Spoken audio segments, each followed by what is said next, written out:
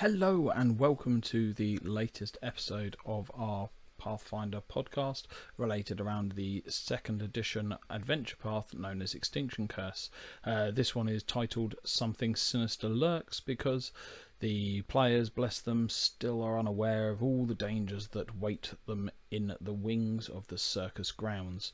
We have also introduced a little bit more about the gamblers for this session that the players encountered and befriended during the last run, rather than beat, killed or anything else. We also discover the entire part that Asher is attempting to recruit the entire world, or potentially burn and maim and or kill. But again, I hope you enjoy the show.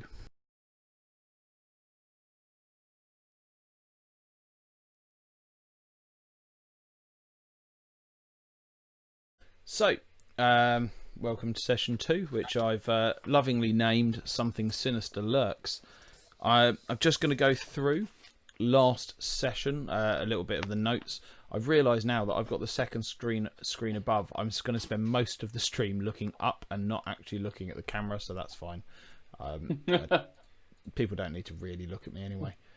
Oh, and then this is where you realise you've got too many things open on your computer. Too many drives.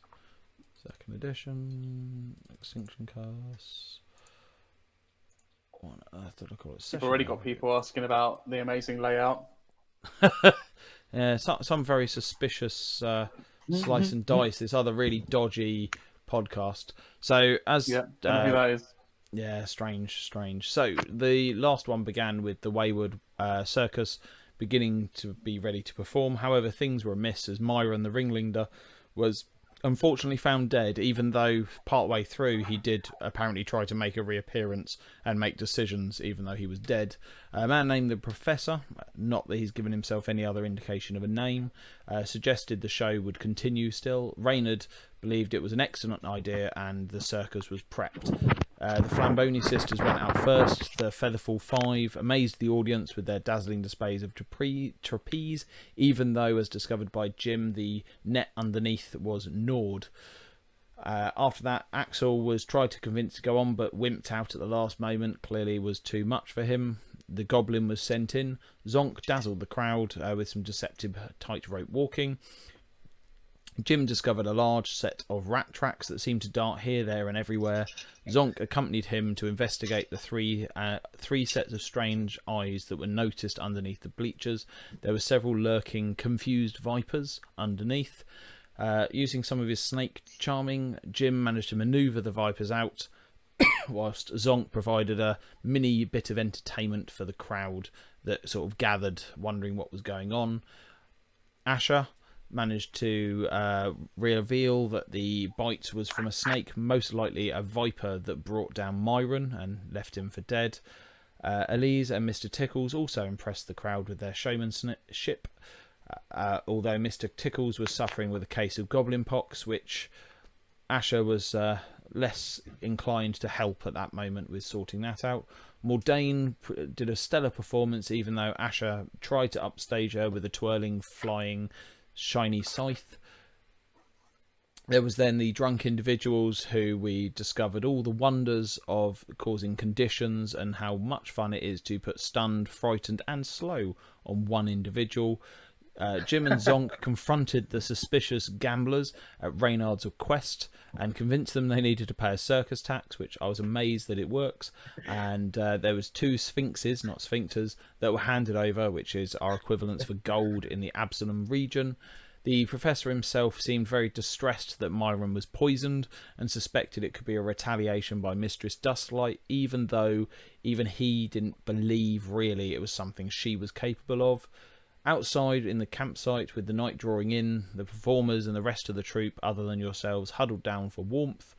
With Jim's aid, Zonk noticed that the tracks of the rat horde headed off in 4 different directions, one toward Bardolph the bear's wagon, one towards the Canbali family wagon, one towards the southern forest, and finally one towards Myron's wagon itself. You went to investigate the bear. Grizzly bears, always the first thing to tackle after taking several injuries. The bear seemed to be in a very agitated state and very out of character for itself.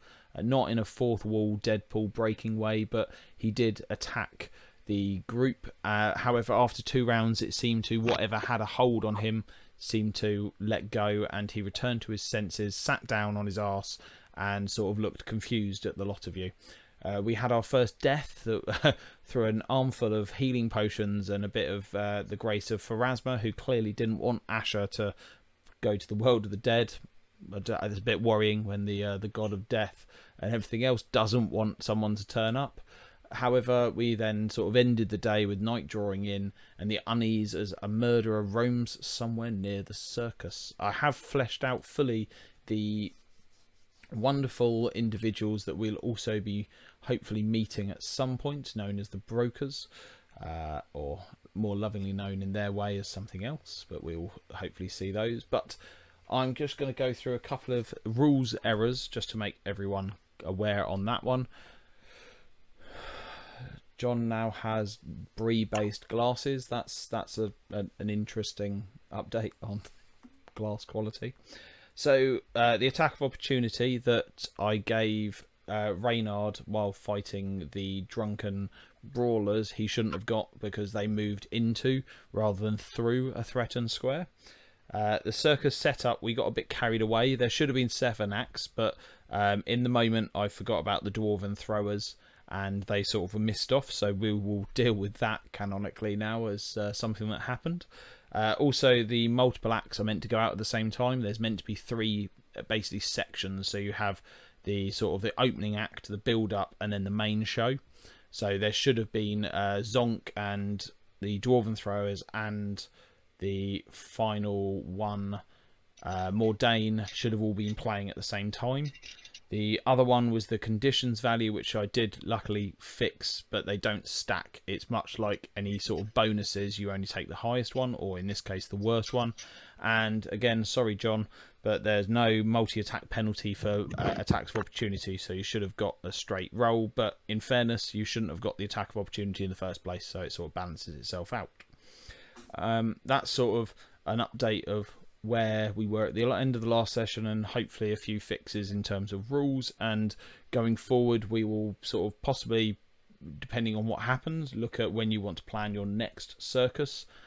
You can only have 1 a week, so you do have 7 days, as well as making sure that I try and get as few rules wrong as possible. So to set the scene, you are sort of still all stood collapsing, some of you hiding under wagons in Jim's case, after Bardolph the bear did sort of, just making sure, no, you can't see the Dromasaur, after Bardolph the bear sort of rescinded his attack, sat on his arse and sort of went, ooh. But now you are sort of left to sort of what you wish to do. In the fire pit in the centre, near the river, there are the rest of the group. They are all sat there, the troop, sort of waiting. You do know of multiple locations that you wish to investigate. The Ringmaster's wagon, the Snake in the Woods, the Kambali wagon as well is another one that you know is of interest. I've left the 4 highlighted little blue squares on the map just to sort of give you an indication of where they are. So, in terms of you guys, the professor is still sort of looking down at you, sort of making sure you're okay, and he turns to Asher and, oh, so, not quite time to visit the dead then for you? No, not my time just yet, but who knows? Who knows when any of us will go? Strange for Pharasma to give you life. Are you sure it was her? Maybe it was Aradin, or Abadar, maybe. Maybe he had something to do with it. I can assure you, the Lady of Graves and I are on good terms. Very well. The rest of you still standing and breathing, I believe. Barely. Zonk As is much as at this necessary. point knitting his shirts back together. Why don't you come join us by the campfire? I'm sure any of these little issues will work themselves out, and come join us round the fire and relax for a little while. Oh, what a marvelous idea! That does a little bit of camaraderie to end what has been. What a brilliant show, but what an emotional start, huh? Yes, yes, it's a strange show. Luckily, the crowd were none the wiser. Well, the performances were brilliant. That's why the performances were just brilliant. Okay. So you all head over, and as you do head over, you do hear music. And just before I forget and we get to the end of the evening again, just before that, can we just have a rundown, and I'll sort of ask for prompt of, because another thing that I forgot in sort of excitement of, running a circus was what you're actually sort of dressed in, what you look like as actual individuals. So as Zonk has run into the fray first, Zonk, what if we were to see our little goblin friend, what would we be presented with? Well, Zonk is a typical goblin.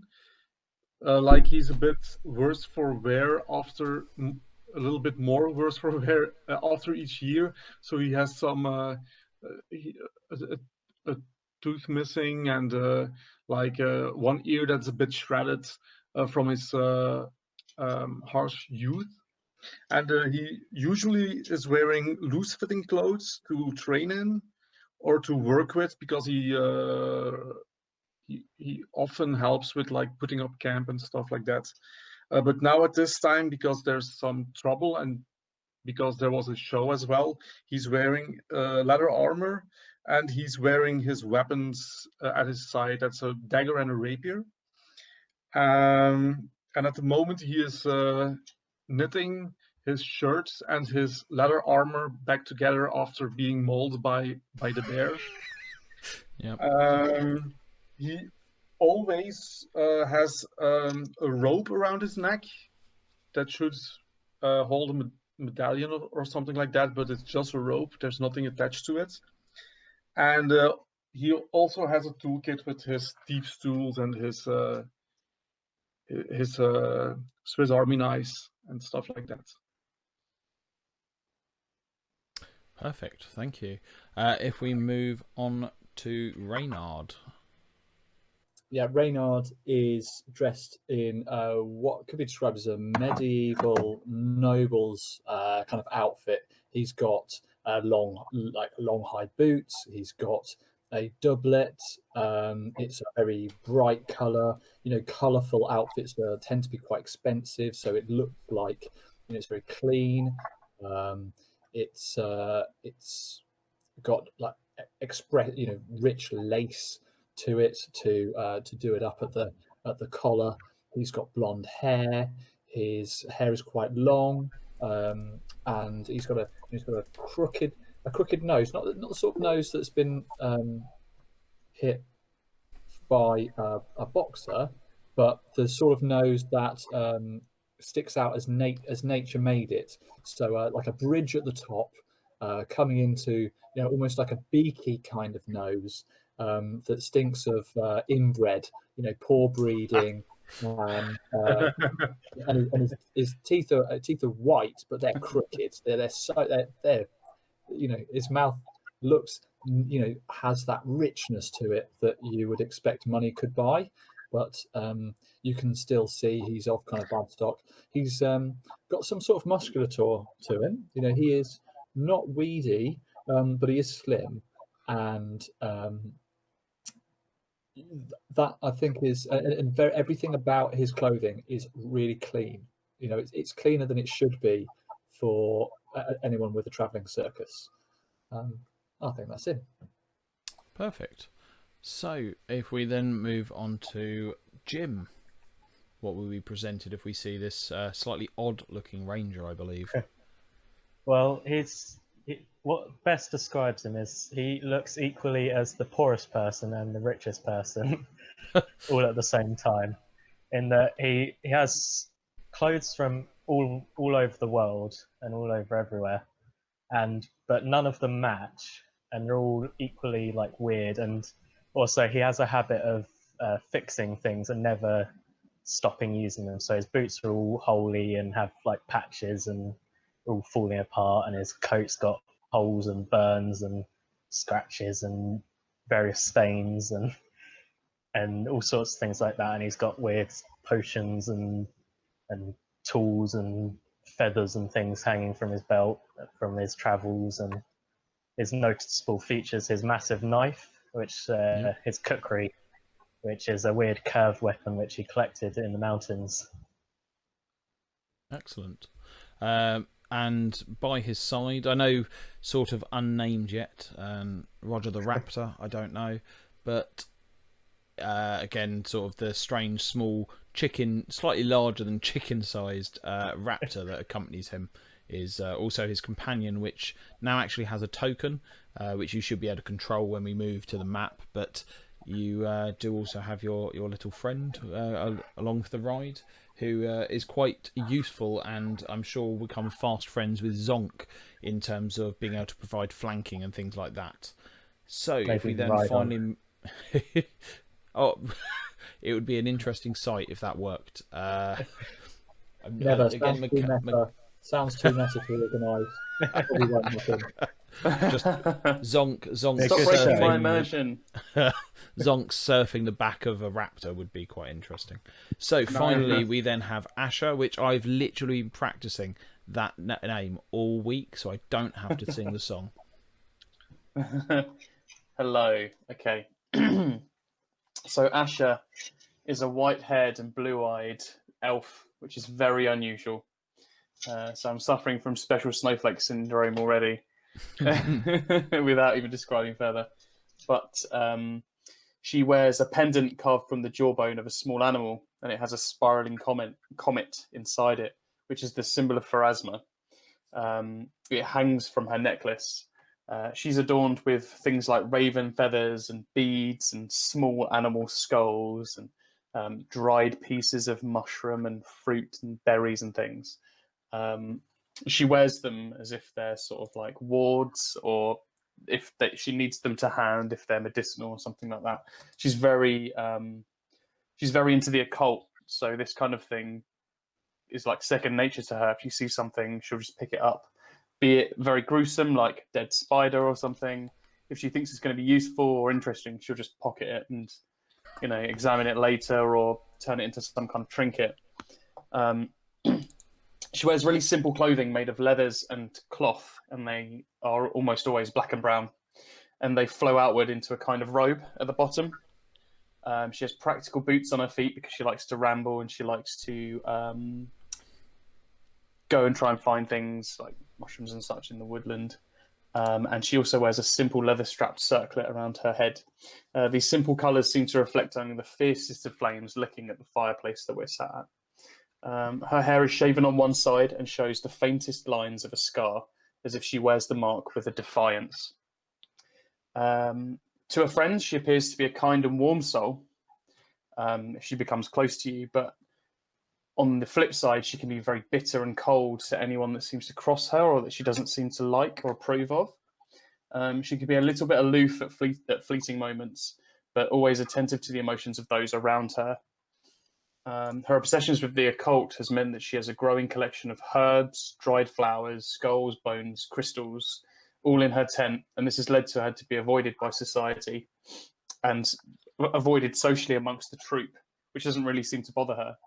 She also carries a scythe, and while it looks pretty imposing, to her it's just a handy walking aid and a useful tool in harvesting these fruits and flowers and mushrooms and herbs and things.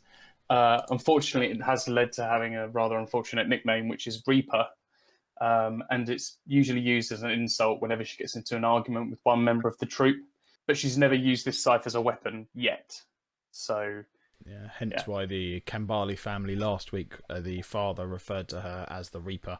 So, before you make it to the fire, though, you all begin to hear the noise of pipes, as well as sort of the awkward sounds of people dancing, just to sort of indicate on Roll20 there is a bridge here and stones down the bottom that are the only places that are easy to traverse the sort of small stream / river. It's not quite big enough or small enough to be either by classification, but you do begin to hear the sounds of music, and as you begin to get closer, you can actually see around the campfire all of the entire campfire participants, bar the professor who is still with you, are dancing as if underneath a spell. And in front of you there are these two strange creatures, which I will just make slightly larger, although I don't know on the wrong layer. Although I don't think it shows them to their full glory, because they have insectile-like parts to the bottom, and they are quite interesting in terms of actual creatures. But they seem to have the entire of the group or the troupe that are left in these strange concentric circles, with the musicians sort of just to one side, singing and playing their fiddles, their pipes, and there's a sort of a menagerie of instruments they have around them, and everyone is dancing. Their energetic prancing seems somewhat incongruous. It seems opposite to the weariness on their faces. They don't seem to be dancing and enjoying it, shall we say. And at that moment, the father of the Kembali family sort of leans outward, and you would expect him to be able to cope with a bit of dancing given the sort of show that you have seen him put on, but he seems almost on the point of exhaustion, as does everyone else, and he just blurts out, "Help us!" and sort of sweat pours down his faces as he sort of snaps back into this lively jig. And how would you like to react? How big are those creatures? Are they tiny? Or To you, they are tiny, yes. They are also sort of hovering just above the air. They're not on the ground. Would be something that would be worth noting. They are gleeful. There doesn't seem to be on their faces, from what you can see, there isn't sort of a maniacal edge to it. It is very sort of... They're having fun, but they're not doing it... You know, they're not laughing and looking at the pain of the people. And there's these strange little creatures, are there? Yeah, these two creatures just here that are there. I'm going to call out to them. That's okay. Yeah, no, go for it. We're not in any form of combat at the moment. You two, what manner of trickery is this? The male one turns to you and sort of says, "We're dancing. We're having fun. There's a fire and there's people. We dance. We enjoy." To cease this idiocy, get out of here. Are you doing that in terms of It'll be an an intimidation. intimidation? Yep. Go for roll me the first check of the night and roll me an intimidation, please. Haven't even got my dice out. Sound drop. Okay, let's do this. So, skills. Intimidation, +4. Indeed. Ooh. I rolled a 15, +4, 19. Boom. 19. Math. Okay. With that, the male looks a bit stunned, but the female herself, sort of, her legs, which also have been comprising for her almost a fiddle-like song, she just ceases instantly, and the male looks back at you and sort of notices the sort of the four of you plus little Roger the raptor sort of stood there and becomes himself a little bit. Notices the gleaming scythe, notices the metal sort of weapons hanging from each, and dejectedly sort of stops, and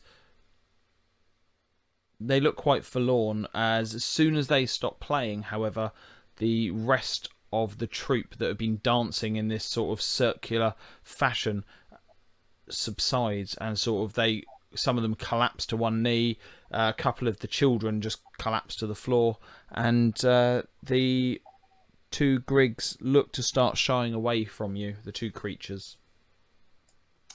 Turn to the rest of the group. Well, that's enough of that. And I'll start to walk over to the fireplace.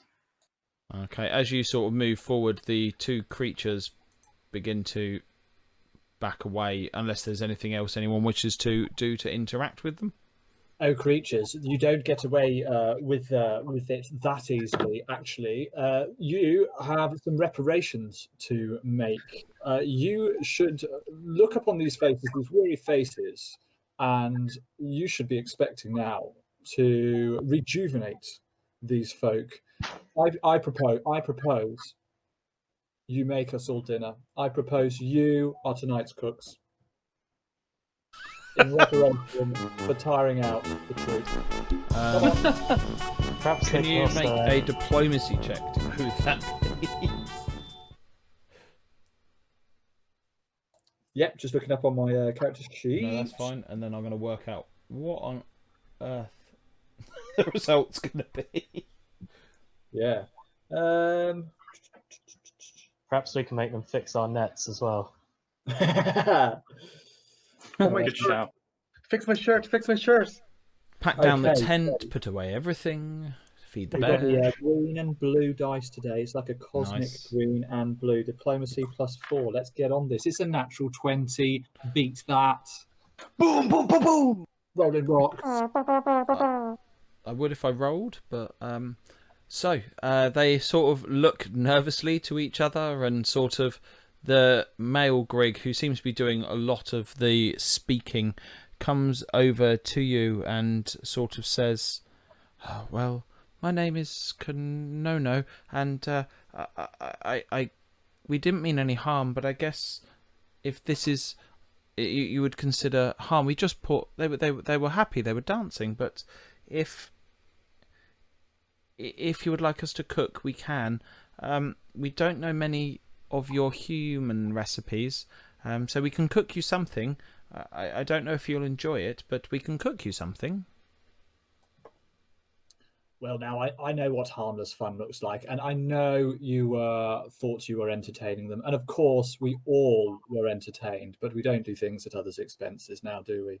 And yes, whatever you cook should suffice. I'm sure you can come up with a recipe that's palatable for all of us here. Very well. Come on, Tarsia. And sort of again, sort of looks back to Reynard. Where should we do the cooking? Well, I'll give you some time to think about what you want to cook, what ingredients you'll need. But of course, we've got the supplies wagon over there. Maybe you want to take a look at what you're going to make before you decide whether you'll cook it over the open fire or near the stage area over there with the pots and pans. Totally up to you. But maybe my friends want to know a bit more about you before you start your meal. You say Konono and Tarsia. Yes, that tell- is us. Tell us more about where you're from if you don't think that we'll like the sort of food that you cook. Well, we're from the forest now, but well, we haven't always been in this place. There's not really too much of anything to tell you about us. We just go and play music to make people dance. Just part of what we do. So you just happened to be in this area, did you? Were you sent by anyone? We were completely and utterly not sent. We weren't sent. No, we've always been here. If anyone wants to do a perception check in terms of a sense motive, they are more than welcome to. But no, who would send us? Sort of, they seem very confused by this. Our arrival. We're not the only show in these parts, of course. I mean, we are the show, but there are rivals. I don't know. Would you guys like to join the circus? We could always use performers, and you can perform, right? You can make people dance. You can make people laugh. That would be an interesting result, wouldn't it? If you just got the entire circus dancing. They sort of look a bit unnerved by this. They don't seem 100% comfortable around you. But I mean, I feel that you'd need to get. It's a bit like first dates. You'd need to get them to know a bit better before you could sort of ask them of that. But they're sort of in response to Zonk. They're we do like to sing and watch people dance, but maybe that's something. I mean, we can do a few other little sort of things, and in that moment he just disappears out of existence. You What? just to your eyes, she is still sat there, but he is not. Zonk and the Vanishing Crickets. After that, at that moment, he then reappears again. Ooh. Oh, he's never been on the screen the whole time. Too many layers. So yeah, very quickly he sort of just pops in and out, and reappears in front of you, sort of ta-da, in a way of sort of thing. And we mean no harm, but there's this circus you speak of. What is one of those? I roll my eyes. I think we'll stick to cooking before we get into this complication. Very well. If anyone would like to do... Just double checking which ones. Yep. So if anyone has nature, so Jim, I believe you're probably the most capable on that one off the top of my head. If not, Asher would like to do a nature check to recall some knowledge about these creatures. They may do. I'll do it. What was the total? Not great. 3. 3.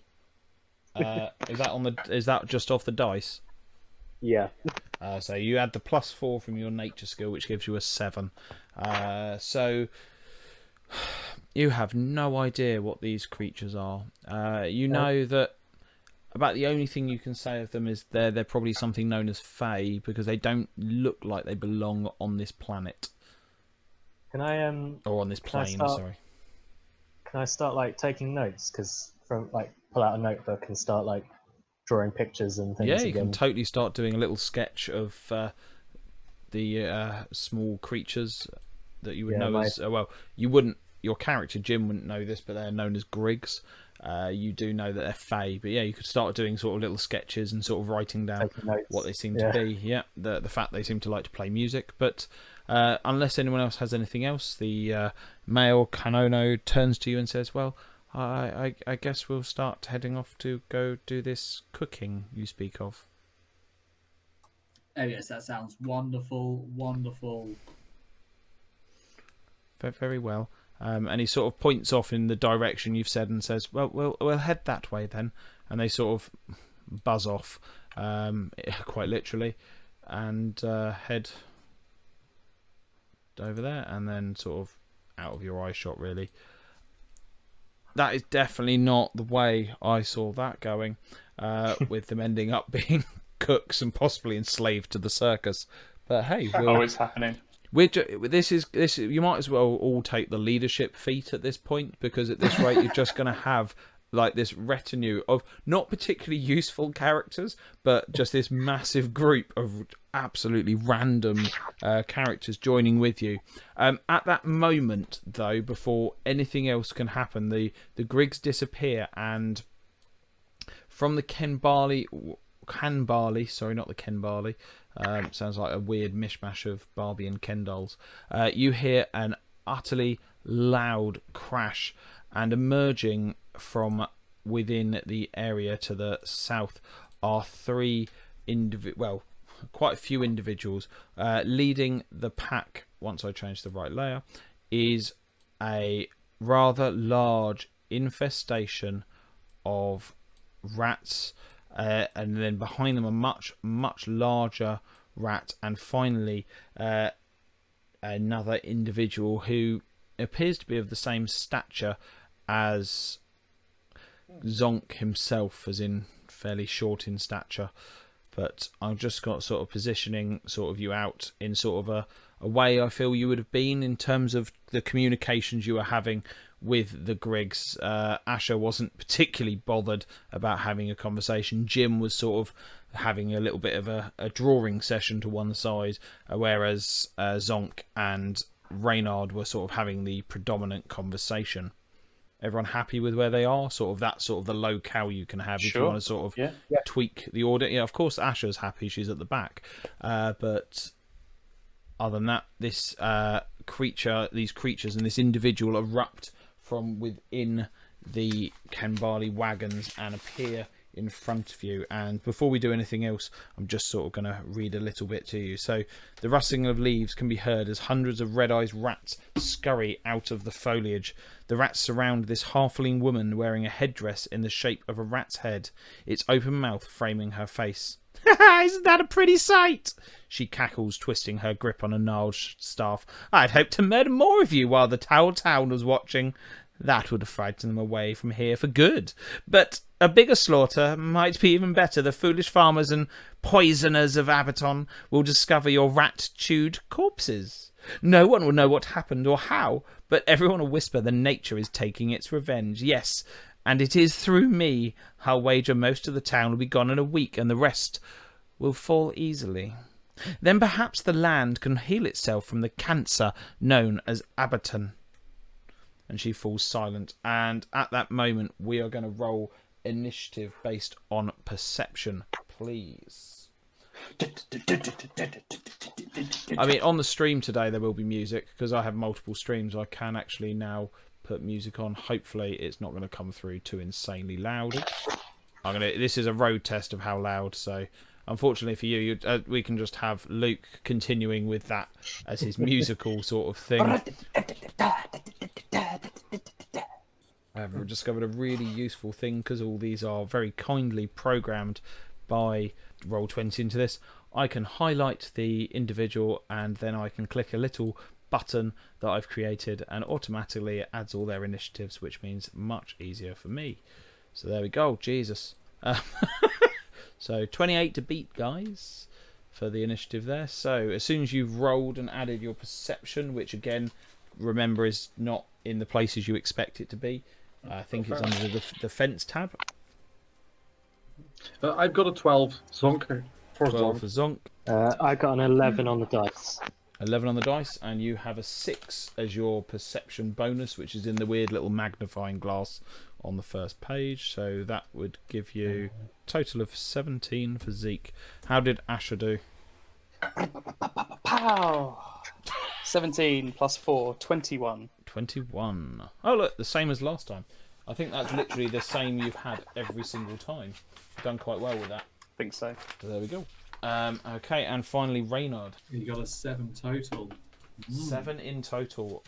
Okay, so this is going to be quite brutal. So the first to act is this strange halfling clad in a mixture of a cloak and leaves and sort of nettles and everything else, and she is surrounded by this rather large rat swarm, which is the one in front, which luckily again very different to swarms of first edition, otherwise you'd all be completely and utterly fucked at this point, because swarms in first edition were very difficult to hit. They've now changed it for resistances, which is much nicer. Otherwise you relied purely on your level 1 wizard with flaming hands to do anything to them.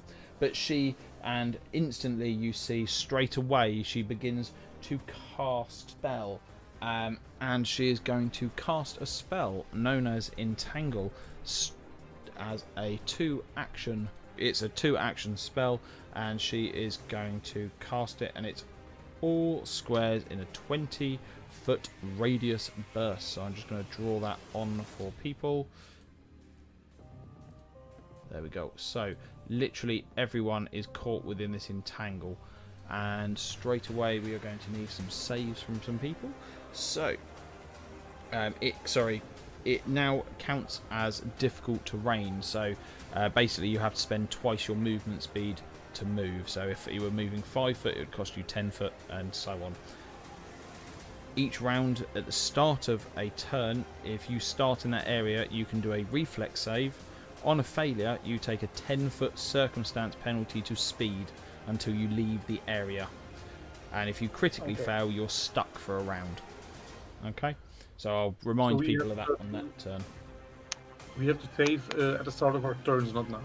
Yeah, at the start of your turn. It's a new save every round. Luckily, obviously, it's not 400 foot wide, so but that is her first thing, and she just and after that she is just going to take a stride action and move slightly further round over here. After that, we're then going to have the giant rat, which is going to come bounding forward straight towards Zonk, passing through the rat swarm itself, which parts very kindly for it. You do notice as it enters the actual space of the entangle, it does slow down, and that affects it slightly, but it is then going to take a strike out at Zonk, and my first roll for the day. Flashback. Animals, no. Oh, so we're starting off with a natural 20.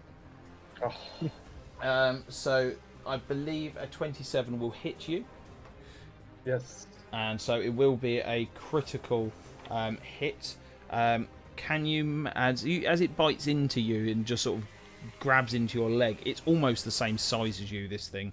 It is rather large. It bites down at you and deals a total of 8 points of damage. And can you make a fortitude save for me, please? Yes. I roll a 16. A 16. You feel the bite sort of dig in, and you feel just disgust as you feel things go into your blood, but sort of whatever, you manage to sort of just hold your sort of resilience to it, and you manage to abate any effect from that.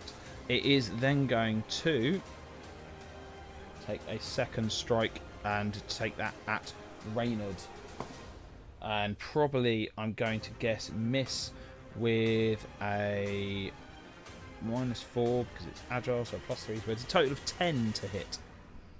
No way, not a chance. Good. So again, this, after sort of digging into poor Zonk's leg, it sort of turns around, tries to gnash at you, but just your general size, it's not quite ready for, and completely misjudges where you are.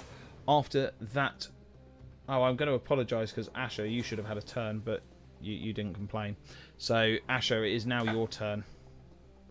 It is also 20-foot radius, not diameter, so it is quite a bit bigger than I've actually drawn it, so we'll go much larger. There we go.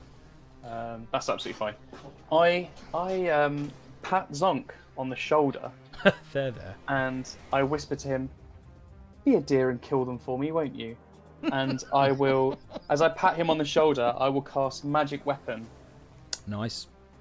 which will give your weapon Zonk a +1. It becomes a +1 striking weapon, and you gain, which means you gain a +1 bonus to attack rolls, and you also increase the number of weapon damage dice by 2. So you gain an extra dice on your weapon damage as well.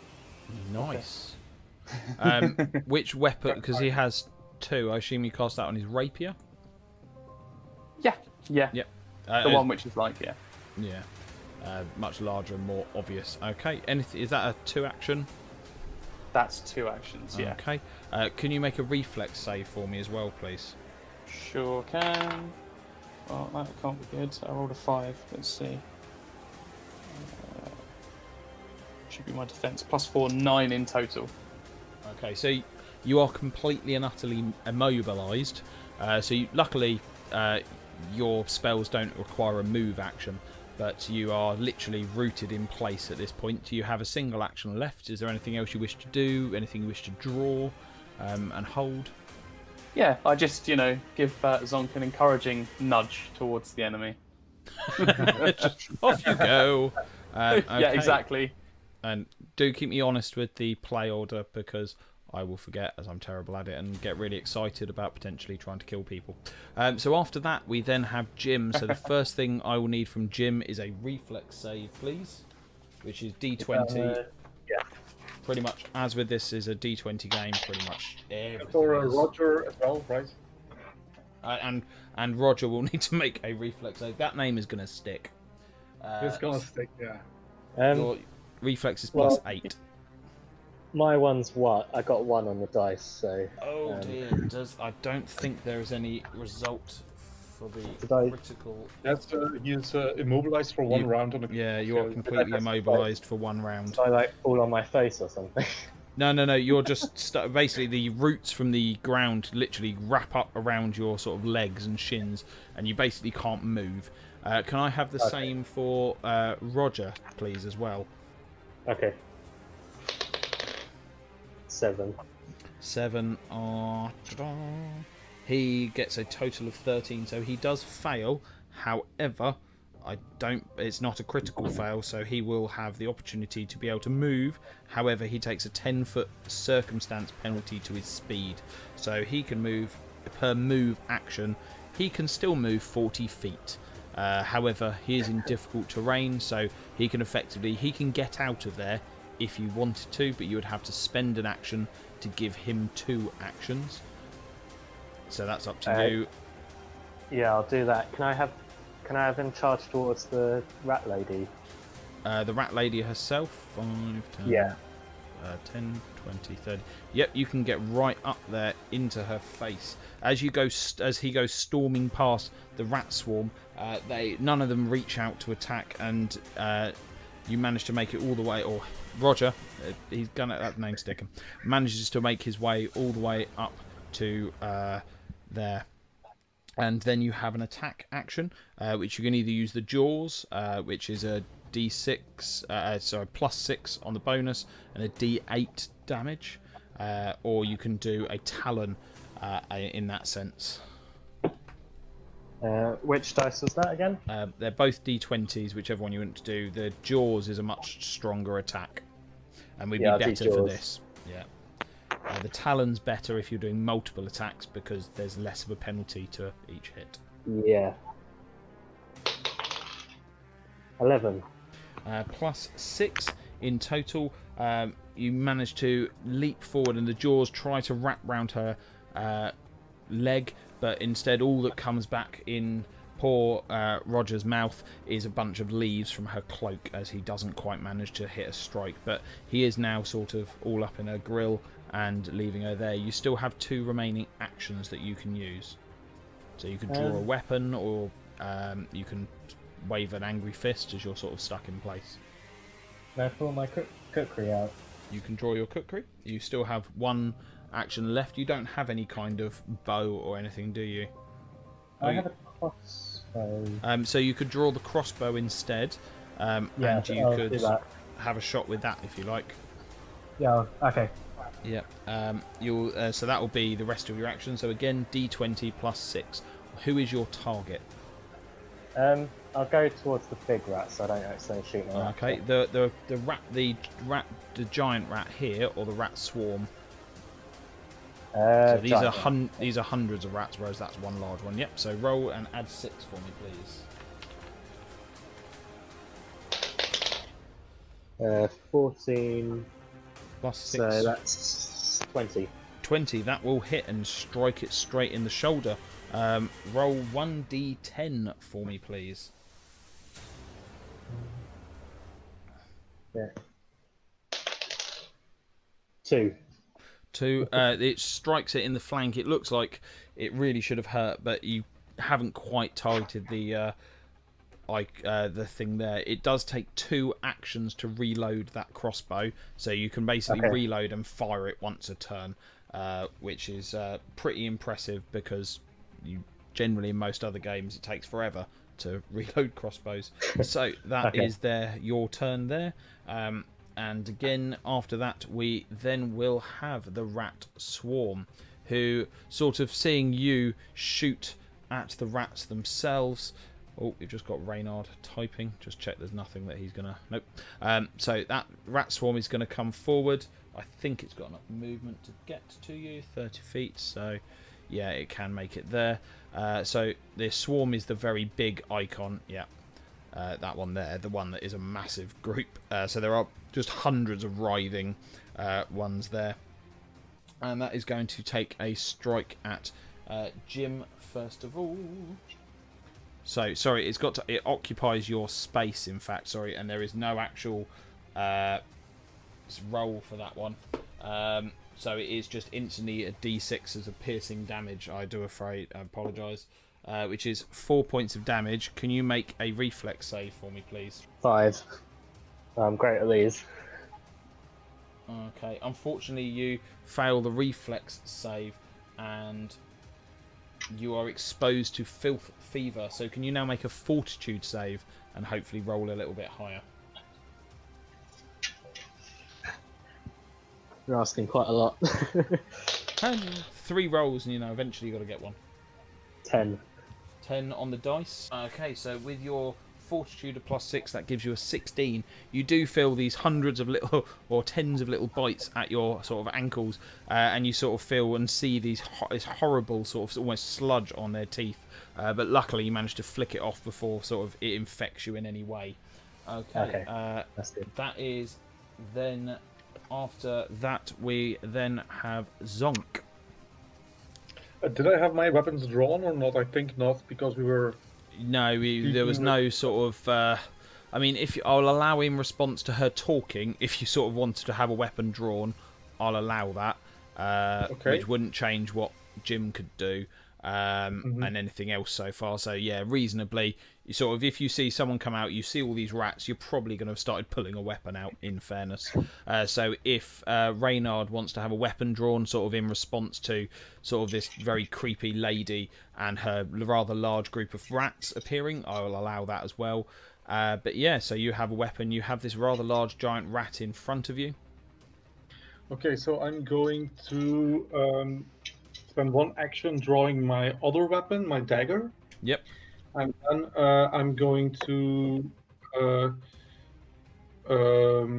quickly attack with both weapons.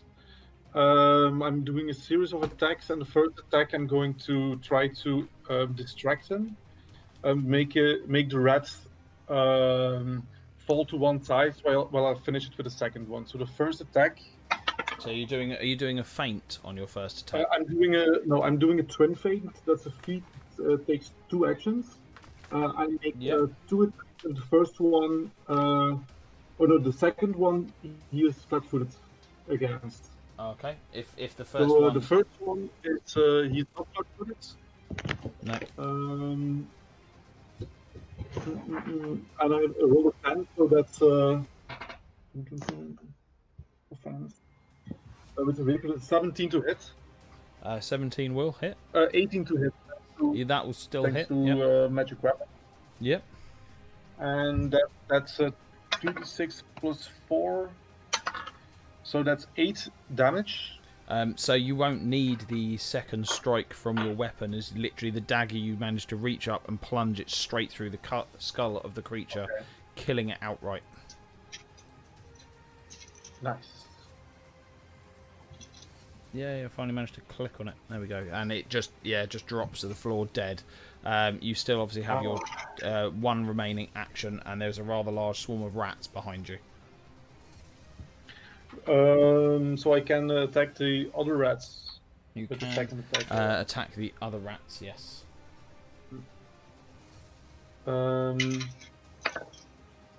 That's a 13 with my dagger.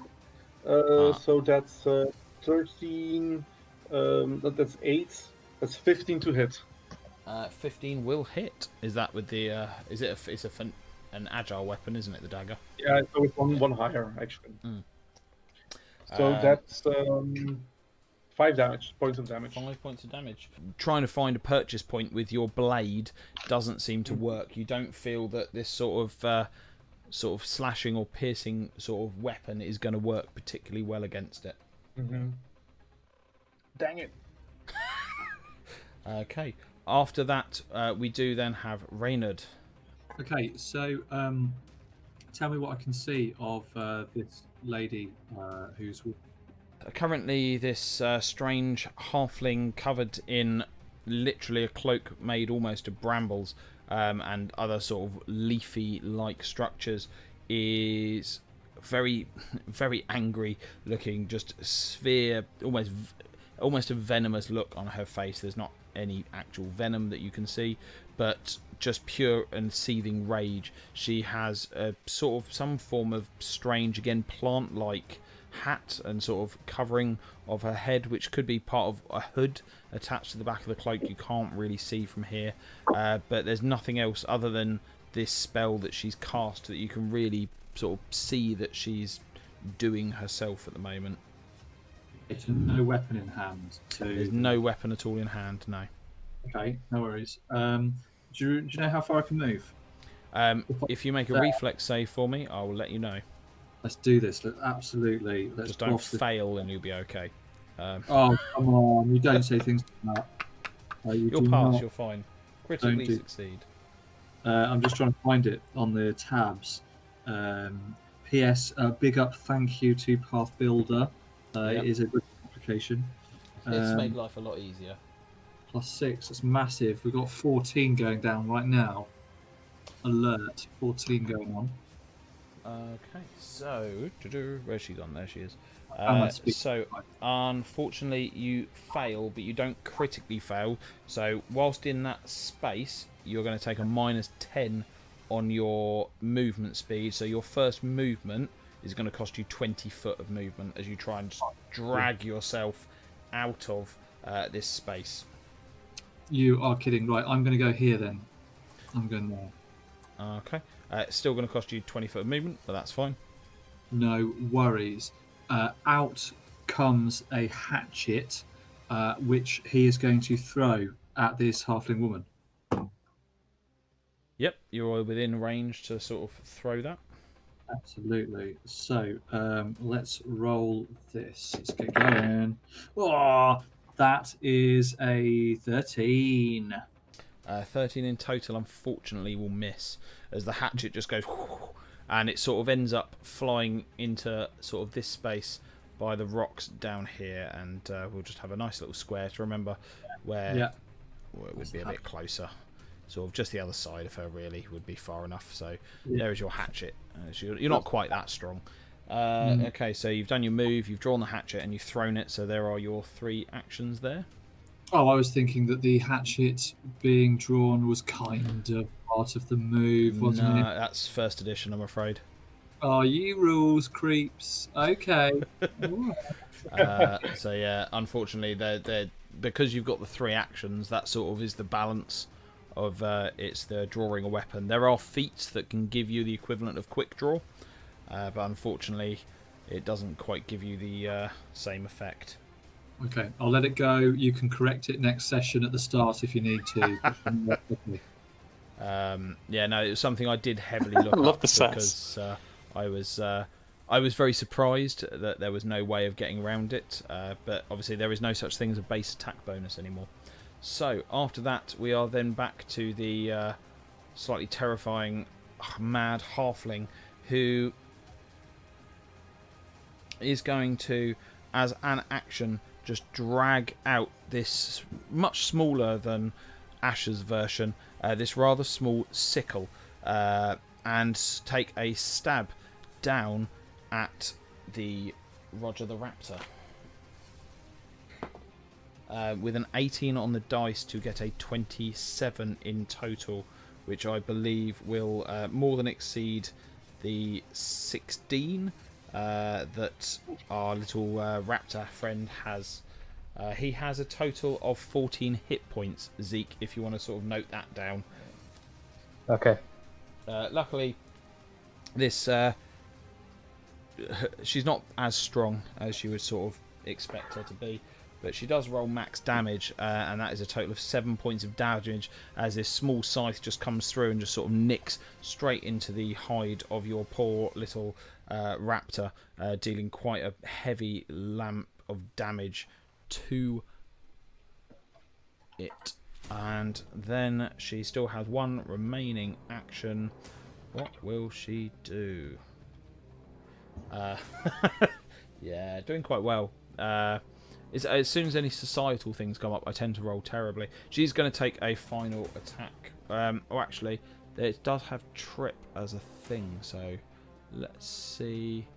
You can use the weapon to trip with the athletics skill, even if you don't have a free hand. This uses the weapon's reach and adds the weapon's item bonus to attack rolls as an item bonus to the athletics check, if it has one. If you critically fail, you drop the weapon to take the effects of a failure instead of a critical failure. Okay, so she's going to use her last action to attempt. She takes a minus to this because of the fact that she has already attacked. She's going to attempt to trip our little friend Roger. 17 on the dice. So it's against Roger's reflex DC. She does take a -5 multiple attack. Oh, that was I've got to. I'm just sort of seeing if she can even pass it. Looking at Roger's reflex DC, which I don't think she'll be able to. Yeah, 16 DC. She gets as the weapon's item bonus. Doesn't have any item bonus, so she does fail. She doesn't critically fail. So little nimble Roger, as Reynard sort of calls out, as he sort of literally, in classic sort of rehearsed choreography of a Zorro film, just hops over the top of this scythe, and that is Nemia's turn. After that, we then have Asher in the correct order this time. I am going to. So, her eyes glow. Reflex save first of all, please. Yes, of course you can. No, you probably don't intend to move, but I got an 18. You are fine. So you are still take the half movement from difficult terrain, but you're not any more impeded. Sure. Okay. So my eyes glow a light blue. Yeah. And I stare down at this. It's like a pack, isn't it? Like a pack of. Yeah, it's just this swarming mass of rats, sort of all just writhing over and atop each other. And I just say, quite quietly, really, I just go, burn. And then I'll place my hand down towards this pack of rats, and I'll just produce flame from my hand. This blue, this bright blue flame, just from my hand, just engulfs this pack of rats. So Aren't I in the pack? You were in the pack. You were. Remember. You're about to fly out of it like a cannonball. Luckily, she will target the square directly in front of her, I assume, and not try and set you on fire as well. So, can you make a spell attack roll for me, please? As the small blue ball of flame appears in your hand, you can use it as a melee attack as opposed to a range, but you need to make a spell attack roll to see if you strike. Cool. Yeah, and that's just a roll plus D20 plus your spell attack, which is under your plus 7. So 18 plus 7. Yeah, that hits. So what's the total 25. on that? 25. That, you'll be happy to know, critically hits. You can draw a critical hit card. Nice. Awesome. Well, it just says here that on a critical success, they take double damage and 1d4 persistent fire damage. So this is the additional thing. So you can either do that, or you can take your chances on the card. I'm just going to continue with the flame. Oh, shall I? What does the audience think? I'll take a card. Yeah, I'll take a card. Yeah, Call or go home. Yeah, I like go it. for it. So yeah, if you Cool. want to drag a card, so we're going for magic. The target takes normal damage, and all creatures. Oh, that's rubbish. So do the double damage. Do the double damage. Cool. I Okay. forced you into that, so I'll allow it. But it does set Jim on fire. Cool. Okay. So they take double damage and 1d4 persistent fire. So the damage is. Can't see where the damage. It's 1d4 plus your spellcasting modifier. So 2d4 plus double whatever your spellcasting modifier is. Cool. So 2d4. So I rolled a 4 and a 1. Nice. And my spell modifier is. Where is 3. that? It's your charisma. 3, is it? Yeah. Oh, excellent. Okay, so it's plus 3. So plus 6 in total if it's double. I'm looking at the wrong character. Sorry. Wonder why it's not right plus there. 4. Sorry. Oh, plus So 4. I 5 can see plus it now. 8. Yes. So 5. Yeah, that's 8. 9. 5 plus 4 is 9. Okay. So. And they take 1d4 so persistent 5 flame plus damage 8. as well. 5 plus 8. Oh shit! Okay, Because 5 plus 8. it's double your spellcasting ability as well. They also take 1d4 persistent fire damage as They well. do. So, do you want to roll a d4 for me, please? Yep. That's a 3. Okay, I'm just going to check when persistent take damage it in an axe. Oh, it's at the next turn, isn't it? They take that Yeah. damage. Yeah, at the end of their own turn. We'll allow that. Be the roll for it. Cool. Yeah. Makes it Otherwise, simple. otherwise you'll roll a 1, which is not fair. I did think it was either on theirs. But we then have, unless you want to do any other kind of action, because you've got 1 left. I beckon for Jim to get out of the fire. I'm just like, just move. Just move away, Jim. So after that, we do have Jim. Can you make a reflex save for me as well, please? Okay. Yeah, starting off with casting Entangle did make this a lot more roll heavy than it possibly could have been. You'll now see me roll a 1, trip, and fall into the fire. And then catch the disease at the same time. They seem to be rolling. I got a 17. Nice. So, Way. although you are still struggling to move through this, you are slightly less impeded than you otherwise would be. You do get the impression, having watched Zonk try to strike at the creature, that using your crossbow is not going to be effective. You can go for a classic punch a rat in the face if you like, as that is probably going to be your most effective attack, as both of your weapons are not going to be particularly effective. Yeah, I'll go for that. Cool, so d20 plus 6. If you critically kill a rat, that would be amazing with a punch to the face. I've got a 16. 16 in total. Roll me a d4. And That was just the dice. Oh, yeah, no, you've definitely hit. You haven't quite critically hit, unfortunately. Otherwise, that would have been amazing, because you got a total of 22 as you add 6. Yeah. So roll me a d4, please. I got a 1. Got a 1. Okay, so they're in their very weakened state. So, yeah, with your strength bonus of +3, that gives you a total of 4. So you do quite literally punch the rats to death. As you just lean down and just strike it, and it drops. Or the remaining rats slightly on fire. The last one, as it sort of skips past you, for finesse purposes, we'll say you just stamp down on its neck and kill it outright. You do then still have 2 actions. You could spend it to reload your crossbow, or you could start moving towards the halfling that is threatening your dear little Roger, or you can spend an action to allow Roger to sort of run away, as he is down to half health, or get Roger to even attack. I'll get Roger out. Yeah. Do I have another move? Or... You have another action. He has, so he could attack and then run away if you want. Yeah, I'll do that, I think. Cool. So d20 plus 6. That was the 1. So unfortunately, he critically fails. As we've given him a name, we are gonna see what card he ends up with. So melee, he is stunned 2. So basically, he just loses the rest of his actions there, and is sort of stuck in place. You still have 1 left, 30. So you could, if you want to, move up to the crazy halfling lady. Yeah, I'll move there. Just to sort of try and provide a distraction from... Don't kill Roger! After that, we do have Zonk, who needs to make a reflex save for me, please. Reflex save. I rolled an 18, so that's okay. You are able to move... 27. Yeah, you're able to move normally, except the first move is going to cost you 10 foot. After that, you'll be able to move normally. I move next to her, so it's 10. I move to this spot. Yeah, that that's works. Fine. So you were there, weren't you? Mm-hmm. Does the halfling seem wounded already? She seems unbothered. Okay. You do notice a bit of her cloak's missing, but that's about it. Okay, I'm going to try to do the twin feint thing again. Yep.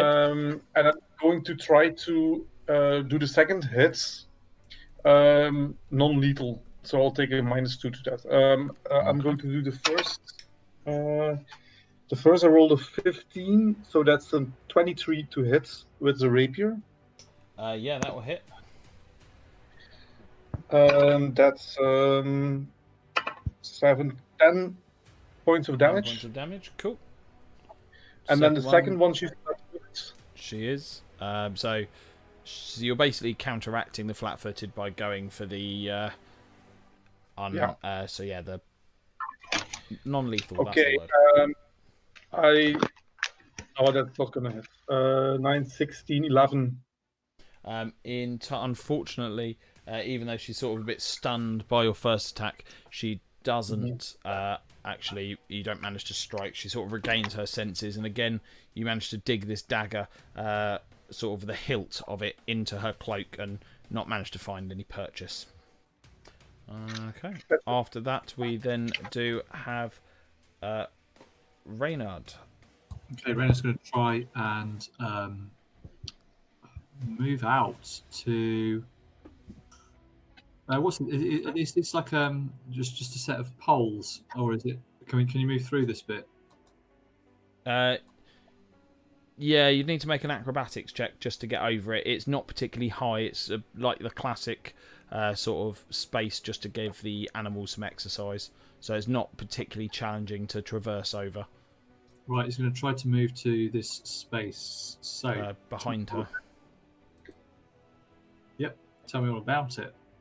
Do I need to do 10, 15, 20, 25, 30. Yeah, can you do a reflex save first just to make sure you're not trapped within the edge of the entangle? Okay, I'm going out on a limb here. With that roll, I get the feeling that I've got an 11. That's pretty good, right? 11 in total.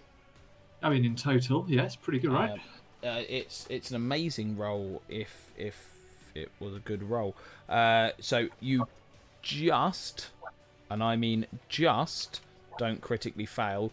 You do fail though, so it is going to take you a bit more of extra movement to move, but it will take you 2 actions, but you can get to that space down there if you like. Can you make an acrobatics roll for me? Just the one to do both jumps. Yep. So just looking for my acrobatics here. I know where it is. It's skill. Hard skill. Yep. So, okay. I've got 11 again. No, you're fine. So they're not particularly high, these ones. They're just for sort of prancing around the horses that draw the wagons that are very tame. And so you sort of quite nimbly manage to just hop, and you are fine. I set it as a DC 10 as a fairly innocuous little check. So you still have 1 action if you want to try and stab her in the face. Or if there's anything else you wish to do. Yeah, I'm going to try and let's see. I'm going to draw my whip. That will be your last action for the turn if you do that. Yeah, that's fine. Cool. So yeah, that's sort of you just menacingly stood on the opposite side of her with this whip. It is back round to her turn. And you are surrounded, young lady. You need to stop what you're doing right now. And she, at that, is going to cast a spell in a last-ditch attempt to sort of frighten you off, as she is sort of a little bit pissed that you've killed off her rats, you've sort of done all these different things, and she is going to strike out at Zonk, who sort of stunned her a little bit and tried to trick her. She doesn't like that you've tried to confuse her, so she is going to. Can't handle the Zonk. She can't handle the Zonk. There is his tagline. So her spell attack roll. Fuck's sake. So it's a natural 20. As this this is gonna hurt. Like a lot. I got you, Zonk. I got you. I think it will only cost me 7 hit points. Really? Is that what you're aiming for? So it's 2d12. That's what I got. It's that's how much you've got. Jesus. So let's have a look at a card. Hopefully it reduces it to normal damage. Don't roll for damage. You deal the maximum possible critical hit damage with this attack. Oh my god. So 24. No. It's 2d12 normally. Oh, but you're reading the magical. Yeah. Right. Okay. So you do the maximum possible critical hit damage. So the target takes 2d12 of electricity damage. You're not wearing metal armor, are you? No. Not that it matters at this point, as you take Reynard, Jim, and Roger does see this but doesn't quite understand. She turns and she just touches Zonk, and his whole body lights up as though it is hit by a lightning bolt, and he drops straight to the floor to dying too. And she turns to Reynard and says, "Got me, do you?"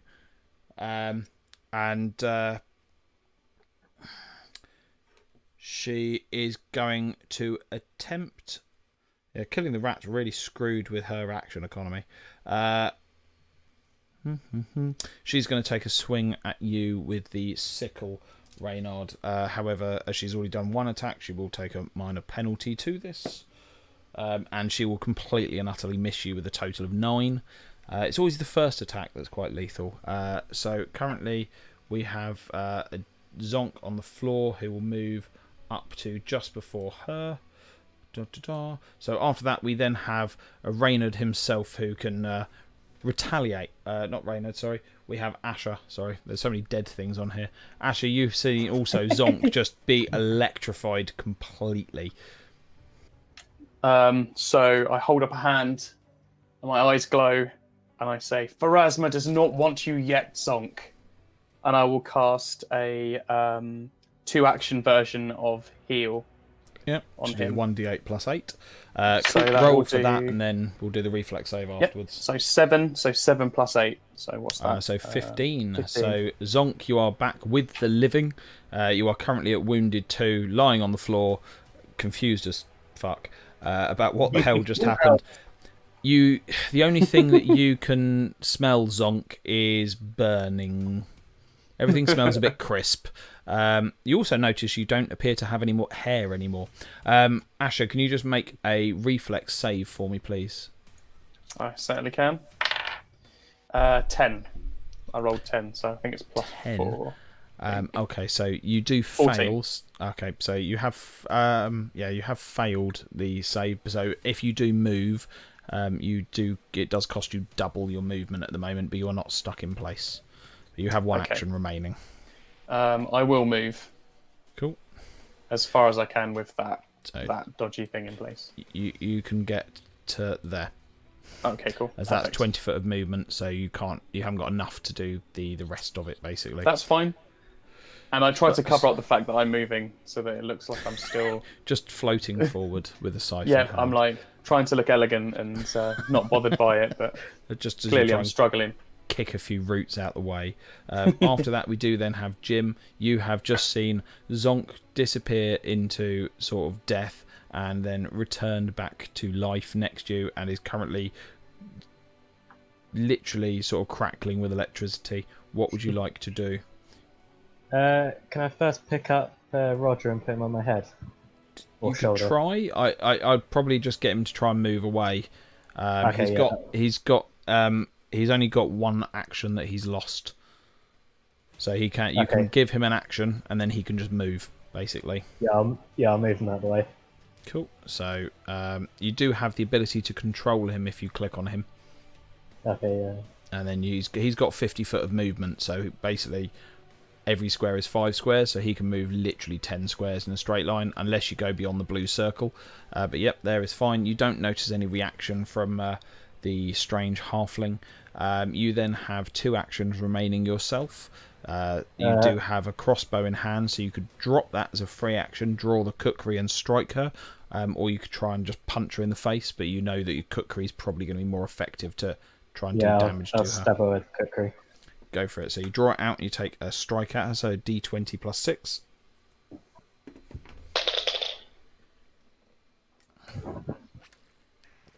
That was a 3. 3 on dice. Unfortunately, as you go to swing down, luckily just not a critical fail. You'll be happy to know. Not far off. As you go to swing down, you sort of completely miss time, more concerned with Roger, who's sort of whelping behind you, however a dinosaur whelps anyway, but making these strange sounds, and your kukri just passes again through this rather impressive cloak that seems to be making it quite tricky to really tell what she's doing. Okay, after that we then have Reynard. Go, Reynard. Right. Then you'll have it, won't you? And he will start by swinging his longsword. So let's do a bit of that. Was it? No, he's holding his whip and his longsword. So Yep. I'm going to try and trip first. Okay, so you need to do an athletics check for me, please. Yep. So that is +6 to the roll. Oh, it's only 13. In total, unfortunately, you sort of whip out and she sort of manages to just step out the way as the whip come down. Okay, so that's one hand, and in the other hand, a swing from the longsword. Yeah, because it's a reflex DC. Yeah, sorry. With the other hand. Yeah. Is there a penalty on this one, by the way? There is, because the trip has an attack action associated with it. You take a -5 to the longsword attack. Okay, so it's 19. You literally manage to find the first purchase to strike down at her. Roll for damage. Nice. Okay, so this is Well, my the dice. second one of Zonk obviously did 10. Okay, viewers, listeners, right, dice box. See what we got. 4 on the dice, 3 for strength, gives us 7. Nice. Damage. You cut cleanly into her very impressively. Okay. You then still have one action remaining, so you can try and strike again. This will be at the -10 penalty. Or you could do a stride action and sort of get yourself into a better position to possibly give your friend Zonk, or a move action, sorry, to get yourself into a flanking position. Yeah, I might. Can I move and pick up my hatchet here? Yeah. I mean, you can literally just reach down and pick it up. Yeah, I got both hands. Full. So You can yeah, hold it I'll- in your teeth. Step in here. You're going to move over to there. Cool. So you are now flanking. Well, when Zonk stands up, you will be flanking with him. Attack of opportunity for that movement. She doesn't appear to do anything, no. Check in. No, that's no. Keep me honest, and you potentially dead. That's fine. But yeah, no. This is where it's one of those things that for us, having played so much first edition, there's a lot more paranoia as players about moving than people that come from possibly other systems might have, because you expect everything to twat you in the face every time you try and move. Okay. He's got none of that paranoia. Just for future reference, he's not scared of threatened squares. He doesn't even know what a threatened square is. Unless something steps into his. Okay. After that, we then do have Zonk, who is currently staring at the sky, smelling the electricity. Feeling invigorated by first the electricity, The jump start. zapping, and then the returning to life. So he gets up rather quickly Yep. and strikes with a rapier. I'm going to try to, because is she flat-footed? She's flat-footed to you already because you've got Reynard flanking her. So I'm going to do a non-lethal with -2 again. Yep. So it's +7, +8. Jim is I've got keeping a track of how many lives you 18. have. 18 in total. Yes. Brilliant. Unfortunately, that just misses. Is that taking into account her... Oh, no, sorry, it does hit, sorry, because I'm doing her AC. So, yes, that does hit. Okay, so that's still from the magic weapon, 2d6. Yep. Plus 4, so that's 8, 12, plus 1d6, I think. for the sneak Um, because she's flat-footed. Absolutely. Sneak attack, sneak attack. 1d6 additional. So that's 15 damage, Oh, nice. but it's non-lethal. 15, perfect. We'll keep track of that separately. Okay, so yeah, pretty big strikers you've just got up. Anything else you wish to do? She looks wounded, or she looks bruised. She looks wounded and she looks pissed. Yeah, you can see sort of there's on the cloak you can see eminence of blood from where she's been hit with a sword. You can see where your rapier previously punctured her. There's bits of blood on the cloak, and sort of you can see that now where you've just sort of jabbed in with the hilt of the weapon, you can see she's sort of holding one side a little bit more guarded to try and defend it. Okay, so I'm going to back off because I don't want to be zapped again. Fuck this shit. Cool. Knock out. Brilliant. Yeah, I mean, it'd be terrible if she had reach.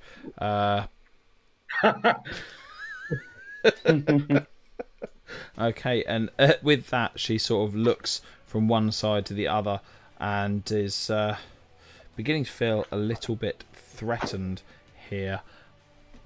Yeah, she's beginning to look a little bit unsettled by the fact that obviously Zonk died, as far as she could tell, and yet he seems to be still stood up and is attacking, stabbing her in the side.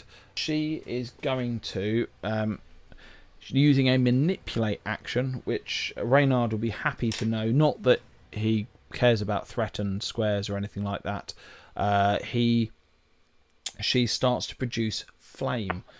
Can you please make an attack roll if you wish to take an attack of opportunity, Reynard? Of course.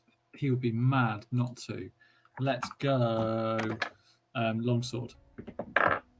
It's 18. Okay, so unfortunately, as you're trying to, you see her begin to sort of move her hands and sort of move her mouth, you sort of think, oh, I just saw what happened to Zonk, and try and attempt to do something similar and lash out at her, and as the blade comes back, she says, "Let me return the favour." And you notice a spell very similar to it's a good thing it has reach. You notice a spell very similar to what was used by Asher come out, but this one is pure red and hot rage, with a 19 to hit. Yeah, That will hit you. So this is a slightly weaker spell. This deals a total of 5 points of damage plus a modifier. Where's he gone? So that is going to be 9 points of damage in total as this little just ball of fire leaps from her hand and just splashes into you. She is then going to very similarly start to try and move away. She's going to sort of start to move backwards this way, sort of a little bit intimidated by what's going on. After that, we then have Asher, who we need a reflex save from first of all, please. Oh, natural 20. Would you look at that? Oh, Nicely the done. bone dice come through. Natural so 20, yeah, so you- plus 4, 24. You more than easily manage to move. Can I move right up to her? 1, 2, 3, So it's 4. going to take 10 to get to the first square. 15, 20, 25, 30. So yeah, you can get to there. Yep, I'd like to do that, please. Go for it. There we go. What would you like to do next? Is you sort of face to face with this sort of caster? I will turn to her and I'll say, "Leaving so soon, are we?" And I will... She looks up at you and sneers. And sort of, you are just the ones poisoning this place. I'll show you how to control flame, and I will... Once again, my eyes glow blue, and this blue flame produces from my hand, and I'll just hit her forcefully with it. Go for it. So So let's roll make a roll. An 18 on the roll. Yep. So that with the +7, I believe you have, will most definitely hit. It's +7, yeah. So yeah, no, it So- definitely hits. hits, doesn't do a crit or anything. Unfortunately Just not. hits her. No, she's That's fine. Whoops, throwing dice pretty around well everywhere in armoured for this excitement. tiny creature. Cool. So it's 1d4 plus my charisma, isn't it? So I rolled a 3, so that's 7 in total.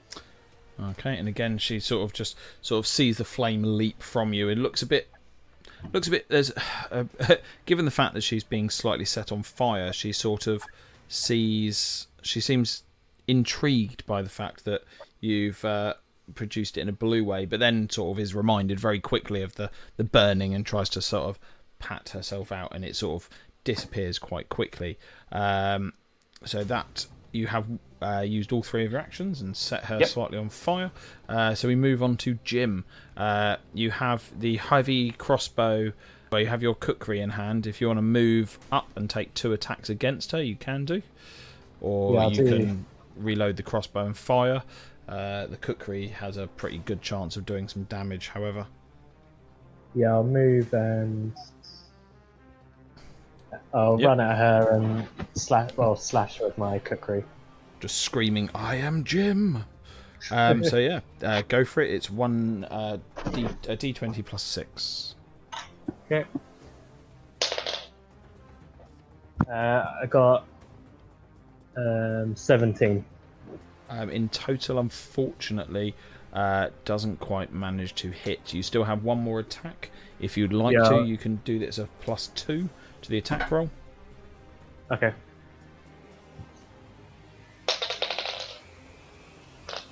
Uh, 12 on the dice this time. So unfortunately, with a 14, again this one falls short of hitting her. And again, you basically slice quite a few leaves off of her, the cloak, sort of the art, sort of everything that's around her. You give her a nice trim. Okay, moving on, we then have Reynard, and there is Jim just sort of launched in front of you. She's sort of backing off. What would you like to do? So move in. I don't think he's got his whip out, and he would have reached, but he doesn't want to wrap Jim up in it. So he's taken a step there, and he will. The trip wasn't quite for him. Let's go for the longsword straight away, because of the damage done to Zonk. So let's add. Oh, that's rubbish. 13 from the longsword. 13. Unfortunately, that one will miss. You have got your second attack. Right, okay. Let's go for the longsword. Another swing. Swing 2. Oh, 16 this time. Unfortunately, again, just you can't quite strike into her. At this point, she is beginning to look quite weakened, and you can see quite a bit of blood. Again, she is still holding the side where Zonk quite viciously dug into her ribs on the attack. And with that, it is round to Zonk. 7 lives. I'm going to quickly double over these things, and I'm going to move behind her. Cool. Can I just have 1 acrobatics check as you try and sort of traverse You over this? Doubt it's going to be particularly tricky for Zonk to actually achieve the DC 10. Acrobatics. 15. Yeah, more than easily. Being a little bit shorter, you find it's probably quicker just slide underneath them as you do, and then you sort of appear behind this halfling. I just have to take care that my head doesn't get stuck. So then I'm going to do attacks, flanking. I'm going to repeat the non-lethal.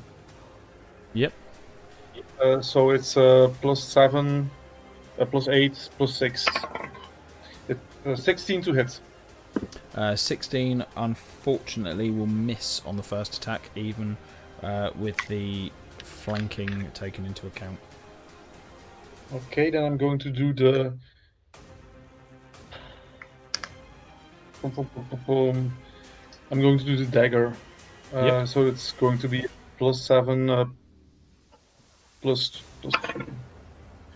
Oh, no, that's not going to hit. That's 12.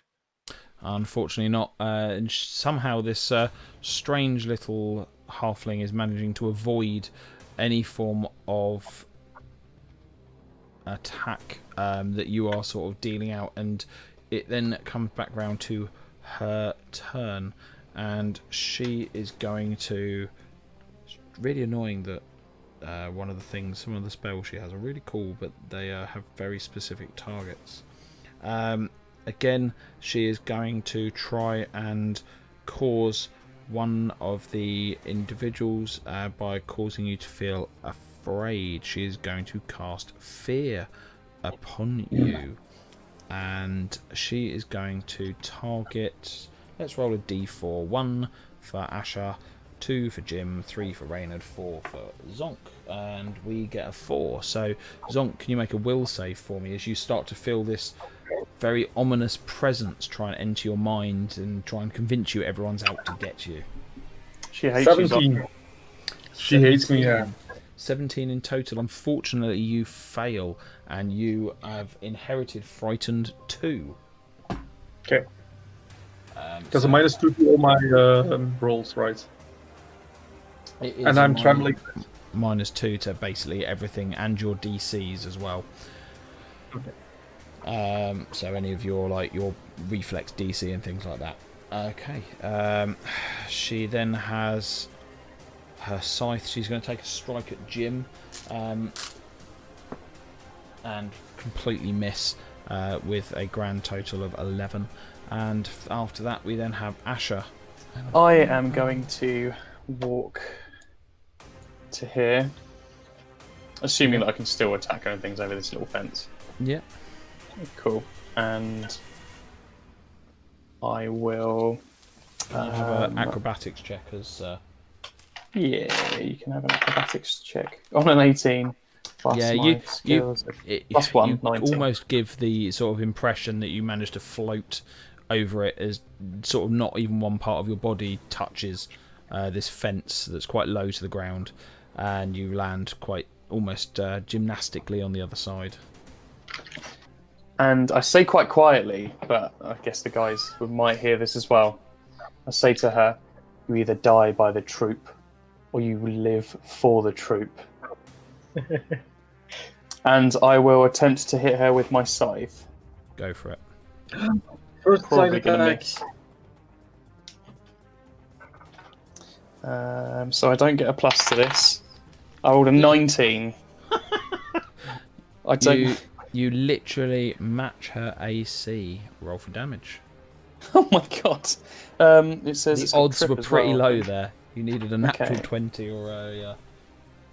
Oh my god, it's a D10. It is a D10. It's an insane weapon. Where's the... There we go. I'll use the black one this time. What we're going to get... I got a 9. And with that, how do you want to put her to the ground? I will... Actually, I'm going to strike her with it, with the back of this scythe. If you do That's that, you'll okay. miss. Will I? Oh, Yeah. okay. No, then yeah, I'll slice her head clean off. Okay, so you go in to decapitate her, and yeah, literally you don't quite get a clean break. It is still hanging on, but you've literally done the classic hatchet job, as they did struggle with during the sort of mid 1600s with executions, where axes generally weren't sharp enough. And this blade, as is more for you almost ceremonial as a visage, is not quite as sharp as you would probably want it to be. And yeah, you just cut straight into her throat, and instantly the jugular just explodes with blood everywhere. Perfect. As she sort of looks at you, and with a dying breath just sort of creeps out, I only wish to save nature, and just drops to the ground. And Nemia Bramblecloak has passed on, shall we say, in a very brutal fashion. And we all need to our alignment to of course. Do we all I need to shift? That's the question. I spit on the ground next to me, and I'll say, "You failed to save anything." And with that, nothing sort of comes back. At that, there's no response from the corpse. At that moment, a couple of individuals who you obviously know, Earl the Excellent, and Heckle come running over and sort of, and just sort of, you see them running over, but while they're on their way, they're sort of stepping over the sort of good 50 corpses of rats, and they're sort of stepping around this rather large giant rat in fear. Everything okay? That seemed a bit strange. She seemed very angry with all of us. Heckle speaks up, and Earl is like, yeah, rather good show though. Is it all over? There's no show without an audience, right? And they sort of, with a little bit of dark humour, they sort of, hey, yes. One other thing you notice from where you've ended up, and what you want to do with this, whether you want to sort of go off and do anything else, is you do notice at the edge here, just next to where Reynard is stood, on the edge of this rocky outcropping, there is what looks, and this is based off your passive secret DC of your perception, now that the combat has ended and your focus is a bit more sort of less drawn in, you do notice the slightly ominous shape of one of the rocks that looks more like a cow than a rock. Wait, there's a rock in the shape of a cow. There is literally a rock just here that looks like it was once a cow. I mean, it quite clearly has udders. It has a face. I mean, for this to have happened by chance, I mean, it would be sort of, you know, you might as well try and play for the lottery today.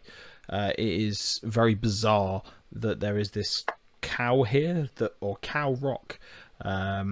It doesn't look completely solid. It looks a bit fragile as well. Does it look like it's been carved? Like, does it look like a statue? It looks statuesque. It doesn't look like it's been carved. Okay, so it's not like on a plinth or anything. It's not on a plinth. No, it doesn't look carved. It just almost looks like it's always existed in that form. It's a very bizarre shape. There's no evidence of any lines or any marring of the statue in terms of where the a craftsman would have to make any sort of cuts or anything like that. It's disturbingly lifelike. How peculiar. Can I go up and take a closer look?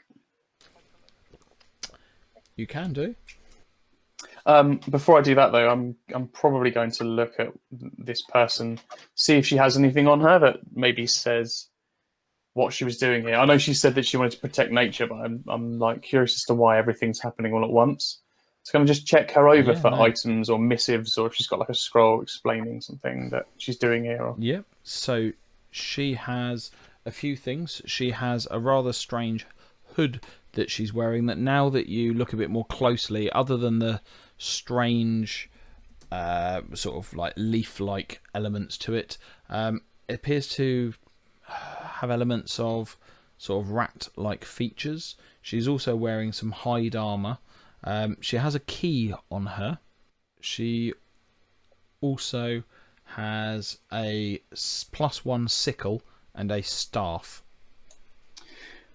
Okay, I take the key from her and I will throw it to Reynard. I'll say, "This could be important." I just throw it to your hands. And then I will take the sickle, attach it to my belt, and the headdress.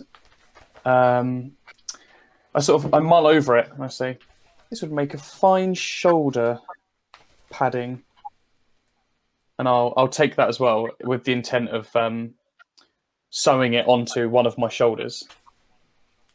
Can I steal her cloak? You notice it's part of the hide armour. Oh, okay. It's not a cloak in its separate sense.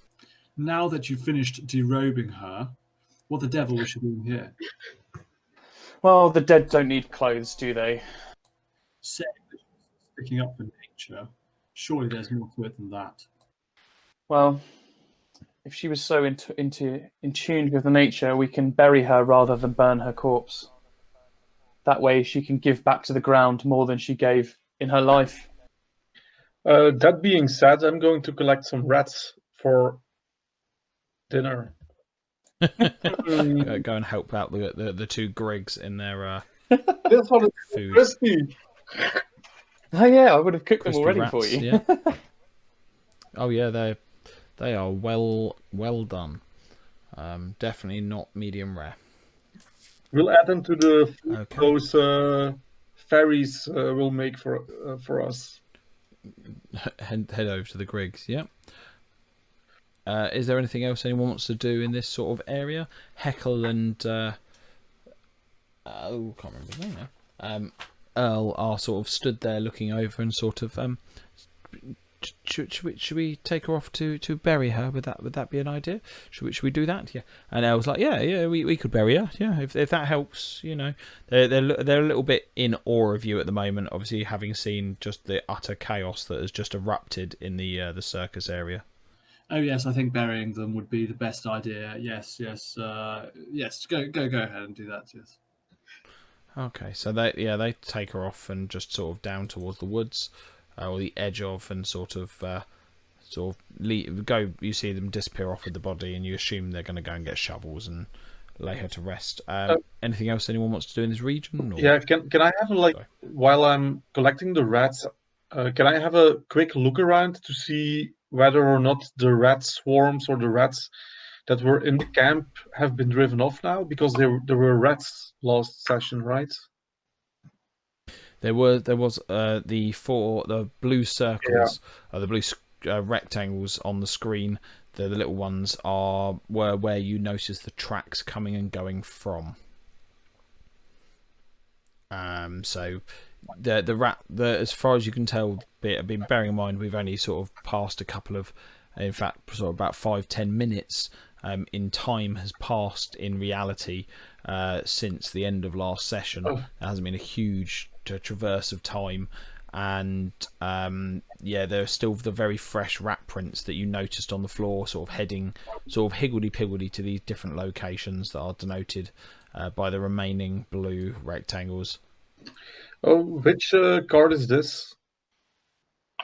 You would know that as being Myron's.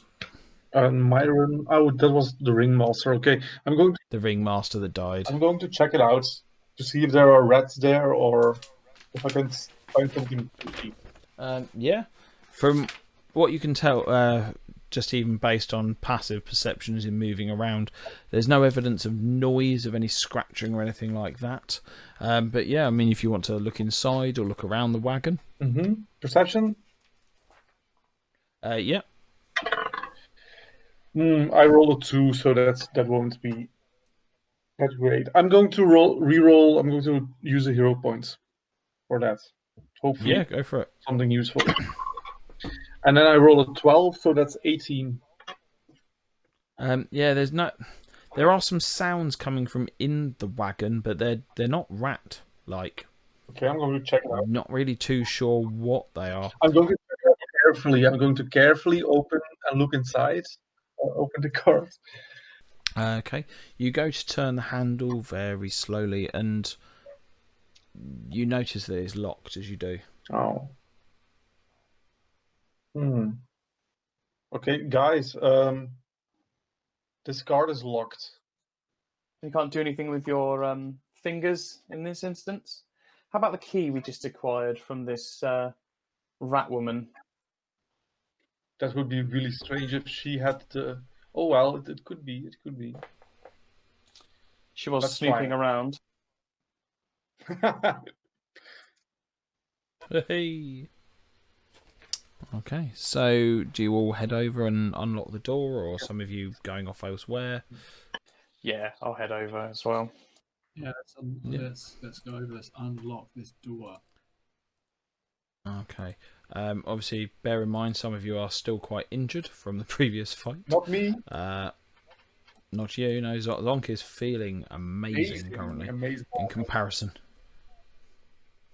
Okay, so you all head over towards the old wagon, and by this point, the spell has also worn off, and there's no more entangle. As you notice, the roots have disappeared back into the ground. So, Zonk, you may open the caravan with or attempt to use the key. Sorry. I attempt to use a key. If it turns, I'm going to still really carefully open the door. As you notice the door open and swings outwards towards you, it is followed with a rather large gust. Can you... Oh, I'm going to make a strike against you, Zonk, as you open the door. 18 on the dice for a total of 30. And it is also going to hit Asher as well. What is this circus? Oh my god. Reynard. So Asher says it's not as good as my rolls. So 29 against your AC. Yeah, that definitely hits. And finally, Jesus Christ, a 15 on the dice for a 27 against Reynard. As you notice this huge waft of pollen come flying out.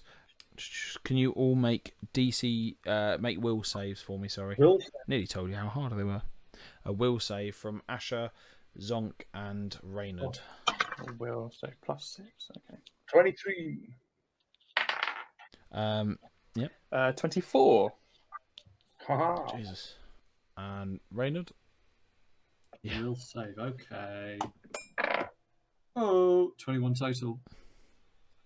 So all of you manage to, just as you see this pollen come flying out, although it tries to stick to your clothing, get in your eyes, up your nose, into your mouth, you manage to hold your breath, close your eyes at that exact moment until the pollen dissipates, and you manage to avoid that initial hit from the pollen. Can we have just an initiative roll from everyone, just so I can get a track on actions here, please? Sure, I'd like to make a knowledge nature check as well when I can. Yeah, of course. I got a 10. Zonk has an 8. Dead. Zonk has an 8. Reynard, was that a 15? No, that's far too high. It was a 13. Oh, 13. And Asher was... so it's plus our perception, isn't it? That's It a is, 19. Yeah. Nice. Well done, that.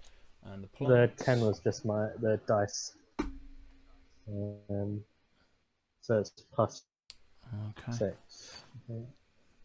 Plus 6, yeah. So 16 Excellent. in total. And then the plant, which I'm going to call it plant, just to give a little bit of mystery to our plant friend. Has a ridiculous thing for its check. So, as this plant sort of erupts, which doesn't have a token for it, sadly, I can use another one that is very similar. Yeah, this creature these plants, there's multiple of them in there, and because this is a trap, the way in which this functions works slightly differently. So I'm just going to let you know it has 4 actions.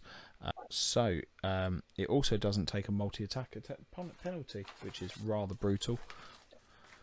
So again, it is going to spray out its pollen spray again. The first one is going to come out. It's be the same order at Zonk with a 19 to hit Zonk. That's 26 to hit Asher, and a 30 to hit Reynard. Yeah, 30 hits. Yeah. There's luckily there's no critical thing on this, so don't worry too much about that. So can you then all make a will save again for me, please? okay. I'm rolling high on my will saves today. All of us, yeah? Yeah, all three of you. Oh, I've got a 16. What's I've that? got 24 this time. Ooh, one at a time. So, sorry, Asher, yours was. Sorry. Mine's 16 plus 6, so 22. Okay, so again, same reaction. You know what's coming. You managed to blink out. John, was yours a 20 there? Is that what you've posted? Cool. So again, you very much, being slightly further away as well, managed to block. Zonk, what was yours? Sorry. 24. So again, all of you are pretty clear that you're ready for what's coming and managed to roll incredibly well and avoid this. It is then Asher's turn. Okay, so here's what I want to do. I want to identify what this thing is.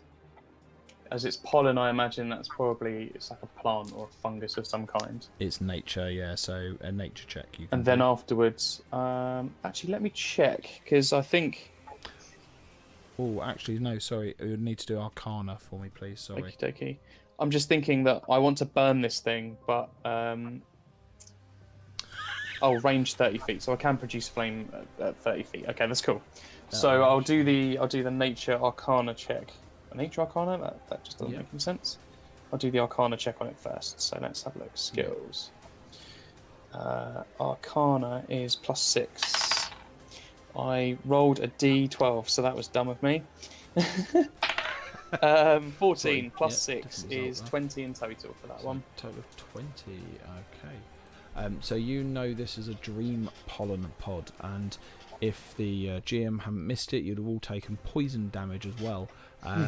But you have the idea that I'd been quite lethal. All three of you would have dropped potentially, but you do realise that it has a hallucinogenic effect, and you feel if you'd failed that, you'd have felt very confused and taken a bit of a penalty to your perception checks.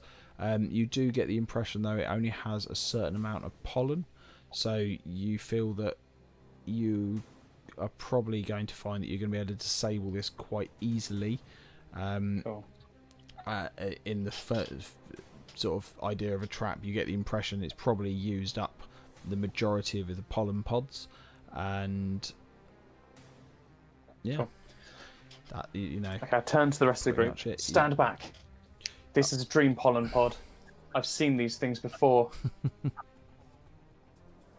As long as you don't stand within its pollen range, everything should be fine, but they're highly toxic.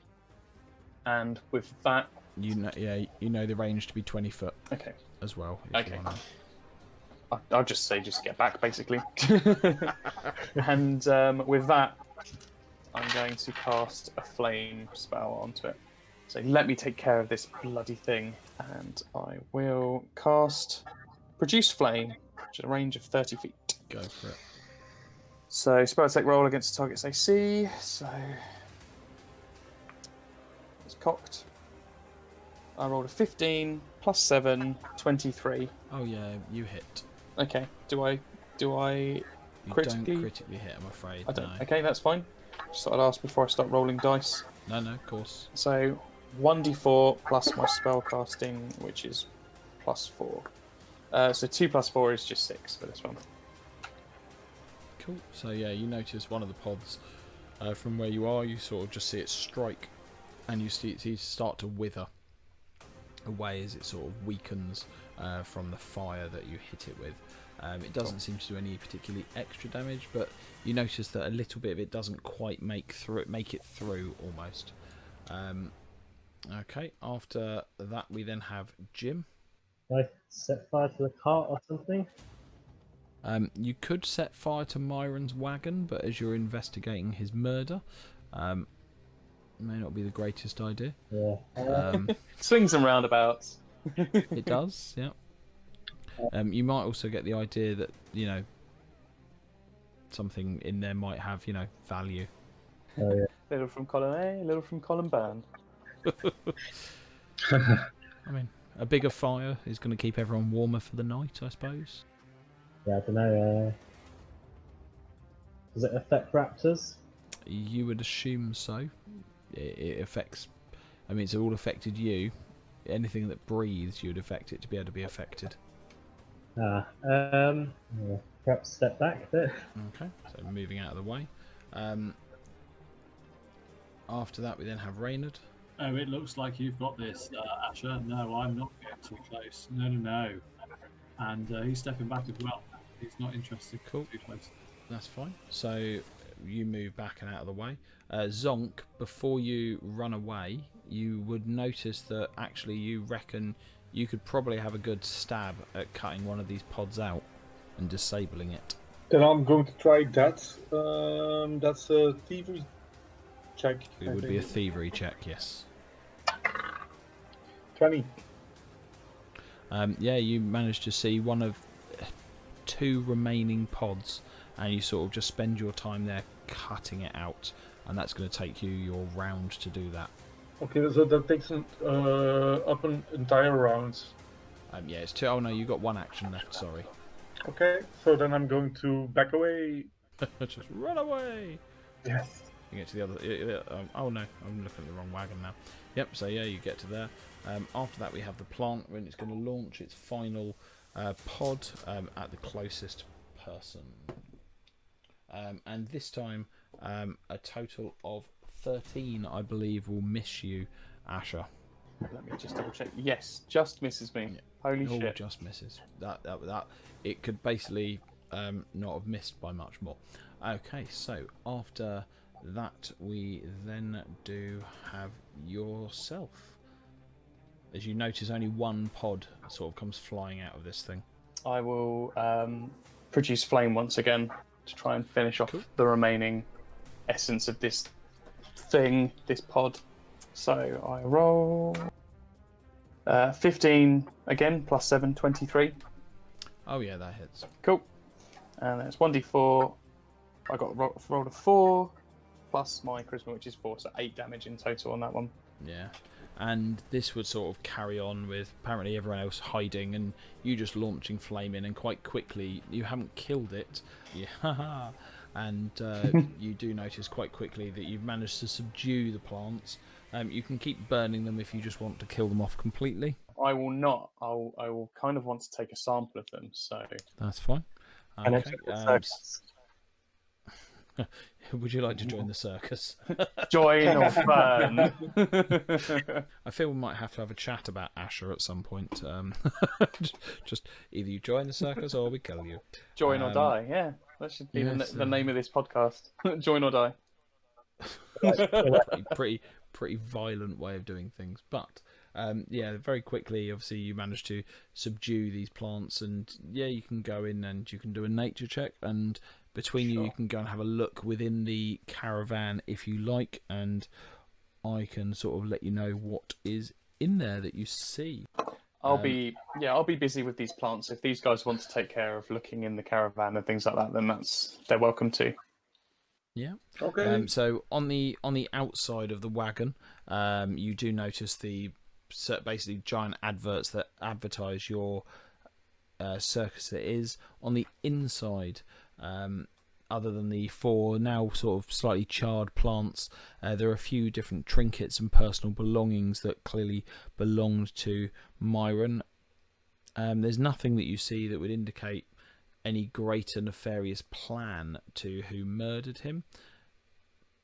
And based on what you've worked out from the crazy druid that attacked you, quite possibly obviously has something to do with it herself. There are a few things that you do find. You do find a lesser Bravo's brew in a crystal vial, an ever-burning torch engraved with the phrase see what you want to see, a bearskin hat marked with a golden leaf, and a cape once worn by a skilled animal trainer, which you would know as Great Fortunato's cloak for Zonk as he travelled with the circus previously. So we find items in there. We don't really find much more that links. You know, we don't find... No, there's nothing else that you find within there that's of great note, no. Can I check the plant, how it got there? Was it planted? Yeah, the plants do look like they were literally planted. Off of Asher's previous rather strong Arcana check, she would know that they grow incredibly quickly. It can only have been a few hours at most, and they went from being hand-sized, she would recall, to being 2 foot in height. And could the poison of the plants been the cause of the ringmaster dying? No, the type of damage that these do would have left him tripping balls more than anything, and being a bit out of his mind than outright being able to kill him in any poison sort of way. Yeah, he had puncture wounds, didn't he? Like from a snake. He did. From an adder. You identified that they were vipers. A viper, that was it. Oh yeah, I've got it written down here. Viper. So again, I can post. I'll in the write up to this session, I will add who got what. Is there anything else you wish to do in the wagon? There's nothing of note other than flyers and things like that for the circus. There's no journal in there that we look for. There's no records or anything other than adverts, sort of, basically that you can imagine were given out before your first show. They're quite rough and ready. There's a few sort of plans drawn up. Obviously, he had quite grand ideas for how far he was going to take the circus. There's ideas of taking it over to the next, the rather large city, to the edge of the Isle of Erin that you are currently on.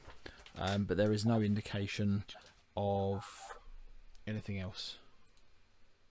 These notes could come in handy for the future of the circus, right? Yeah, you can imagine that it would give you a little bit of an idea as to things you could add into the circus, maybe what other things you could do, advertising itself as something probably quite new to all of you. Yeah, Reynard, these are for you.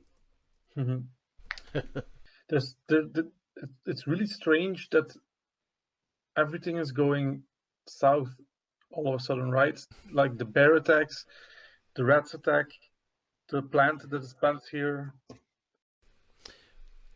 One of the things that you did notice again about the individual is obviously she had quite a strong control over nature itself.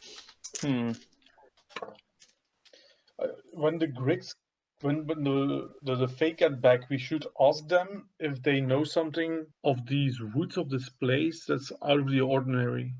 They were here all along, they said, so they should know things like if there's something going on. Yeah, if there's an influence in the woods, there's anyone that lives there that is particularly, that's powerful. If there are occupants in the woods, I think that's a good idea. Absolutely. So with that, the two flying little fairies sort of make their way back, and the rest of the troop have sort of settled down around the fire, most of them still looking quite terrified, even though the evening is drawing on. Clearly they don't want to leave and head to bed quite yet. And the Griggs sort of return, and both of them sort of say to you, Teresia and Kanono, we've made food. If you would like to take your seats, I guess we can pass it to you. Oh, marvellous. That just sounds delightful. Do tell, or is it a surprise? What are you serving? Well, I assume Zonk went off to sort of hand off some of the rats, he said. Yes. So the small goblin one, he very kindly brought us some of these little rat creatures. They seem clean. We did check. We assumed you didn't want dirty rats. They might have been dirty before, but I mean, they've been quite char-grilled in their entirety. And yes, it is a form of what we have named it, ratatouille.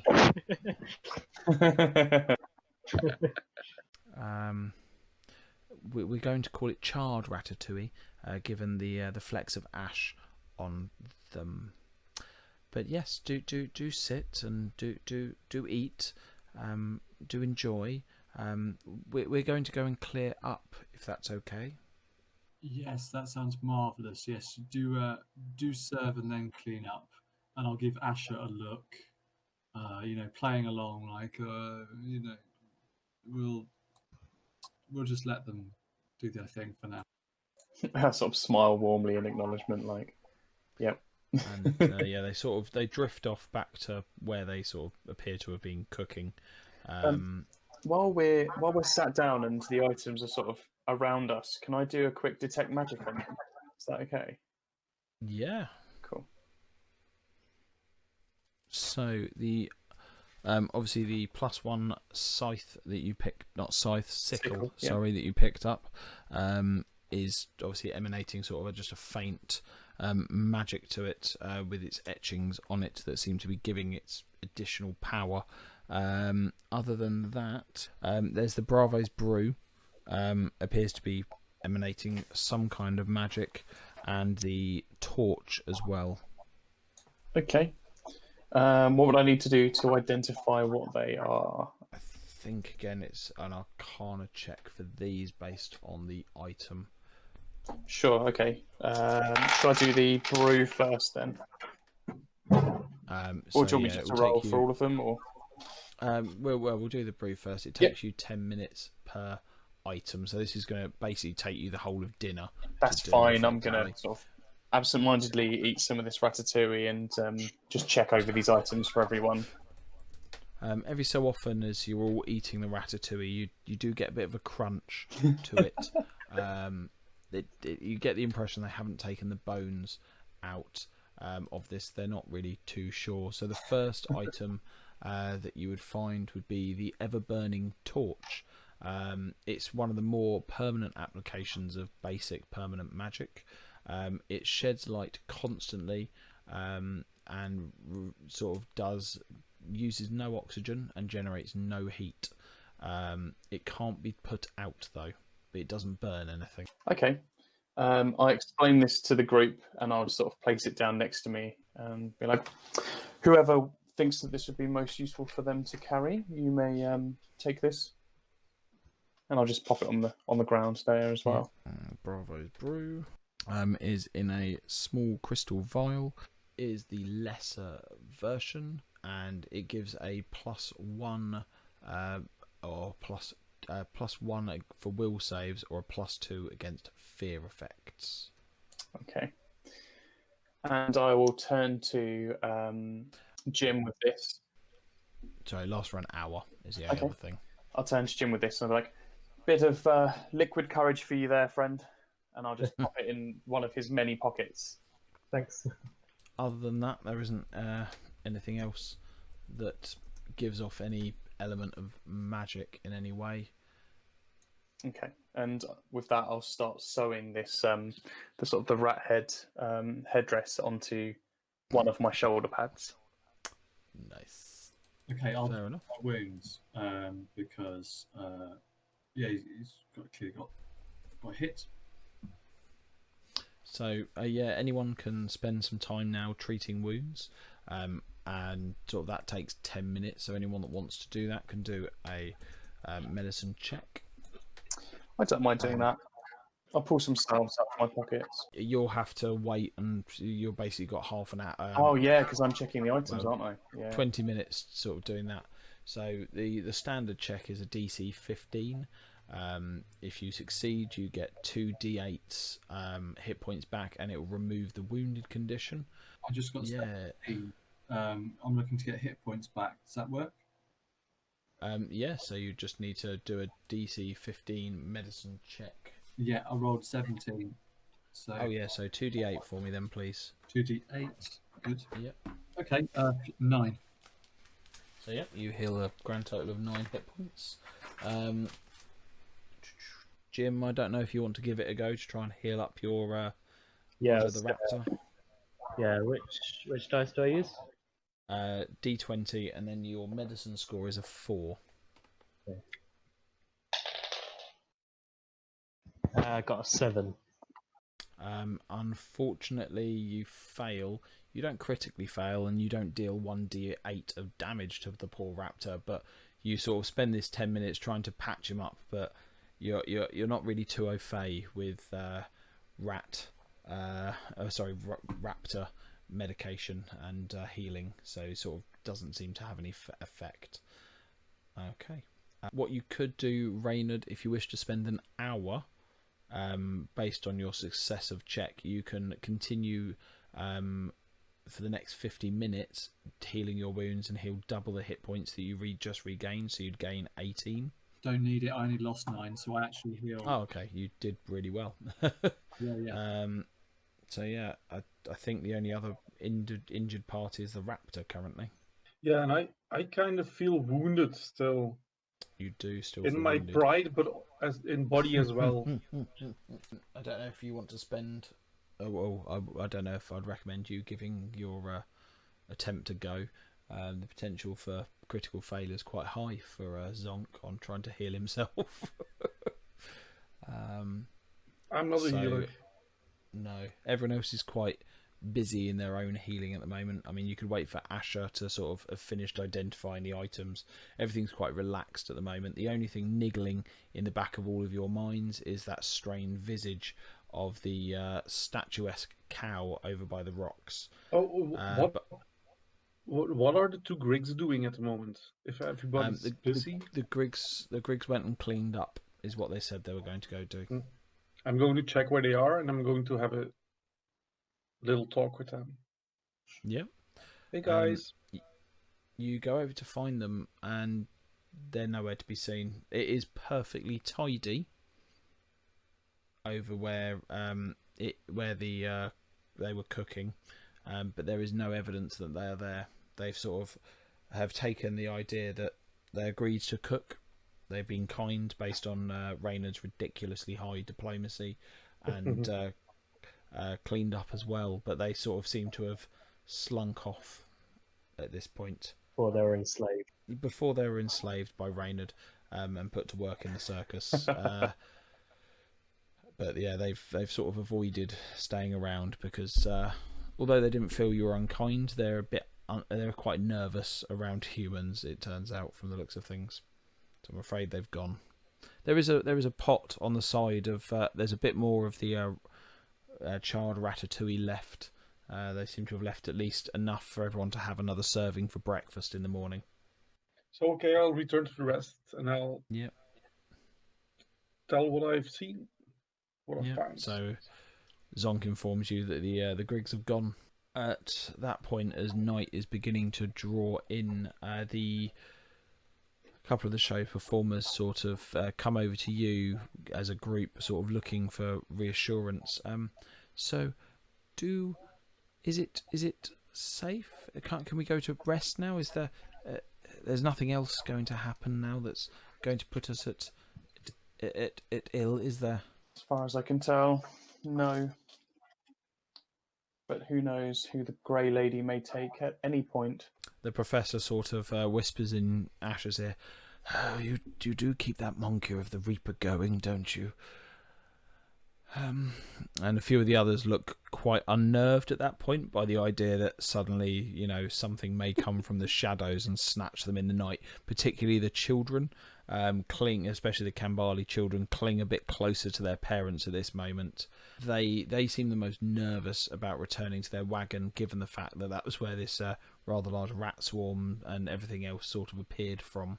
They sort of speak to a few of the others of the camp, and sort of between them they sort of sort out where else they can sleep for the night. That means they don't have to spend time within the realms of where they know this insane woman came from. So again, in the terms of overnight, people will heal in terms of their resting. So when we're going to go sleep, I'm going to suggest to the party that we set up guards. Are there guards in our camp? There's not anyone that you've hired in terms of as guards per se. There are a few of the group that the professor seems to mind. The circus of everyday marvels seem to be the ones that tend to do the minimum sort of amount of everything else, and do sort of the watching over at night, because they don't take part in the show. They do the sort of advertising and everything else. Maybe we should set up some guards so that we can avoid being ambushed in our sleeps. If you're volunteering, then absolutely. But I'm just a tiny wee goblin, and I'll fall asleep in a few hours. I touch the tip of your rapier with my finger, and I cast light on it. There you go. That'll keep you occupied for a few hours. Oh, shiny! Love it. Absolutely love it. Yeah, at that point, a few of the individuals from the actual Marvels come forth, and the bearded lady and the bearded man step forth, as well as the tattooed Miracle.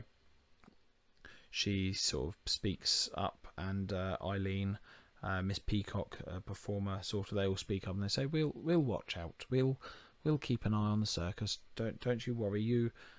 You've done well. You deserve." And the rather strongly looking bearded man sort of goes through a range of different accents, as he's sort of appearing to try and get some kind of practice in for the next day, and sort of, yes, we can totally do that, absolutely.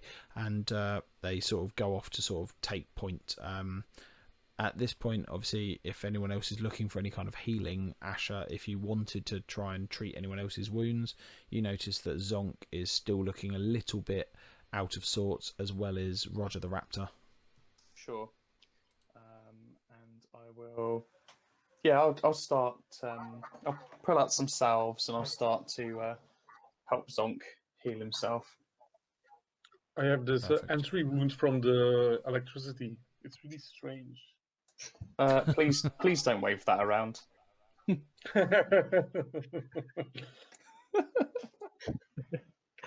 Okay, so yeah, can you roll me, and obviously this takes 20 minutes in total, can you roll me 2 medicine checks? First one for Zonk, second one for Roger the Raptor. Sure, I think I'm +4 on my medicine. Let me just double check. Skills, medicine +4. Okay, so the first roll for Zonk is a resounding 14, +4 is 18. Yep, so 2d8 for me, please. You don't have to roll hit points because I'm fully healed, but I still have the wounded condition, so it's just to... Yeah, so you're excellent. fine.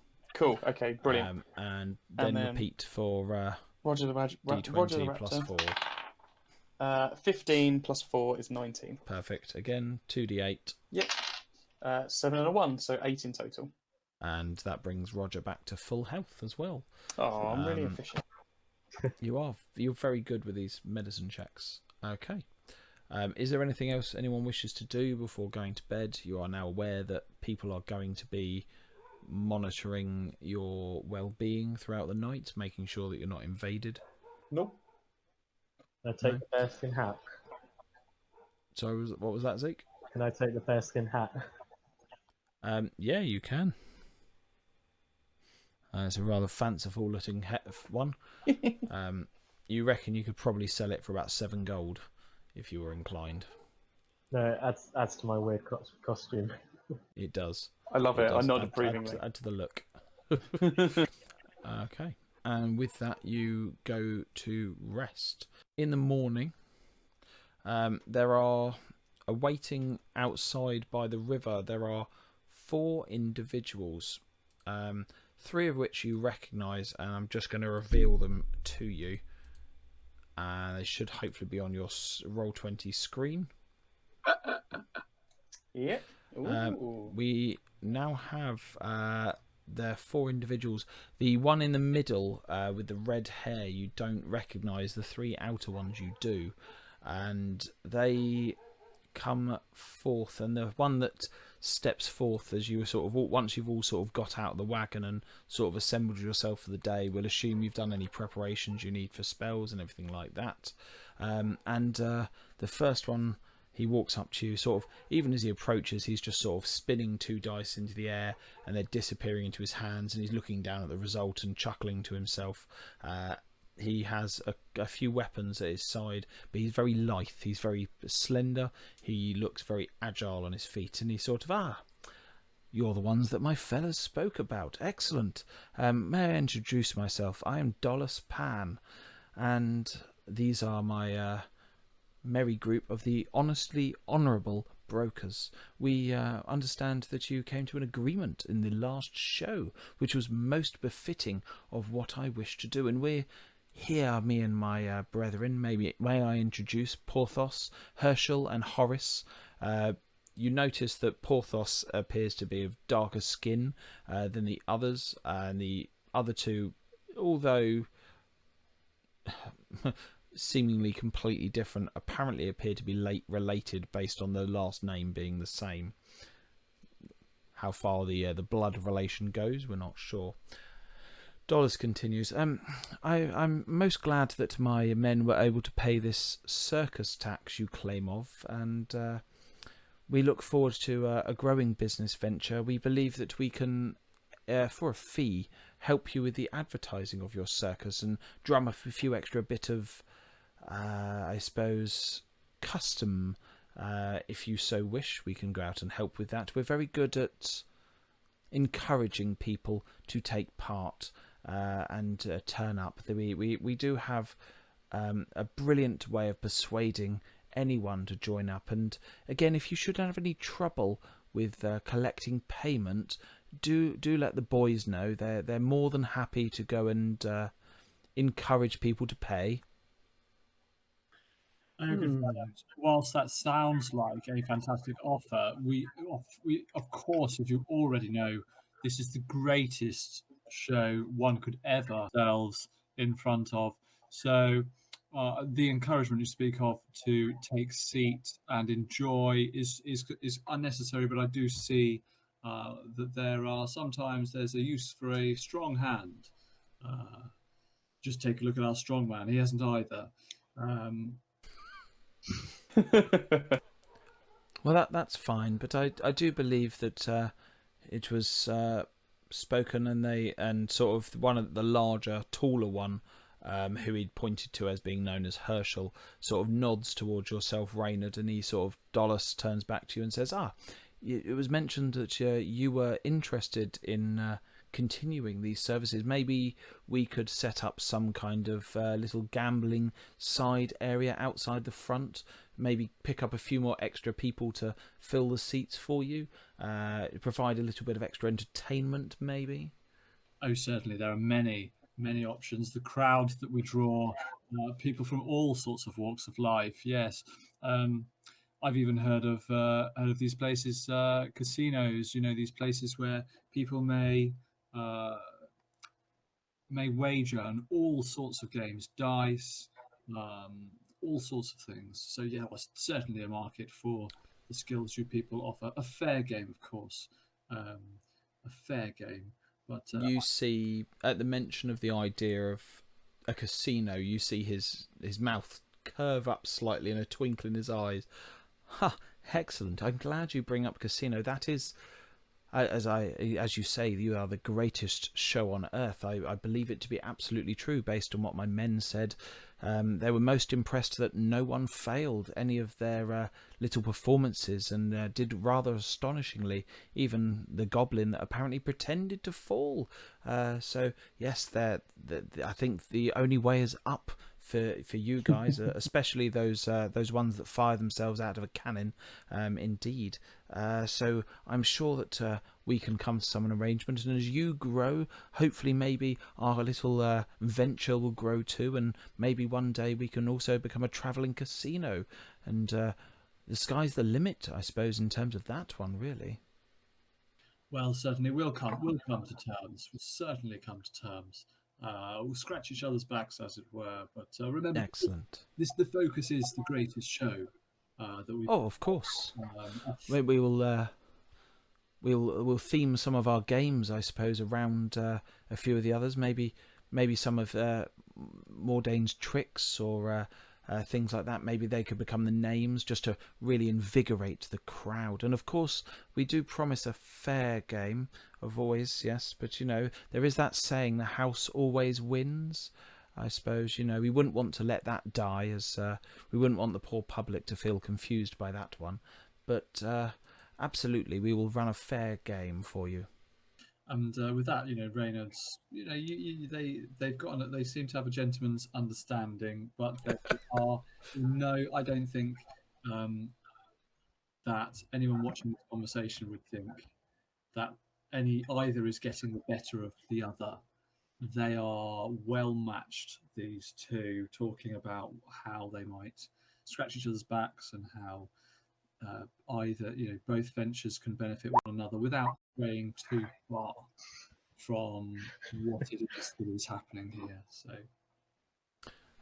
So while that's happening in the background, we'll come back to responding to yours there. We've got Zonk has sort of wandered over with the pot of charred ratatouille to offer up to the three thugs in the background that you have known. And one of them looks down and nods. The larger one that sort of stands there with clenched fists all the time, balded in the head, not quite ragged clothing, but it's seen better days clearly. Oi, Herschel, that little goblin's got some food. I think he's going to try and offer it to us.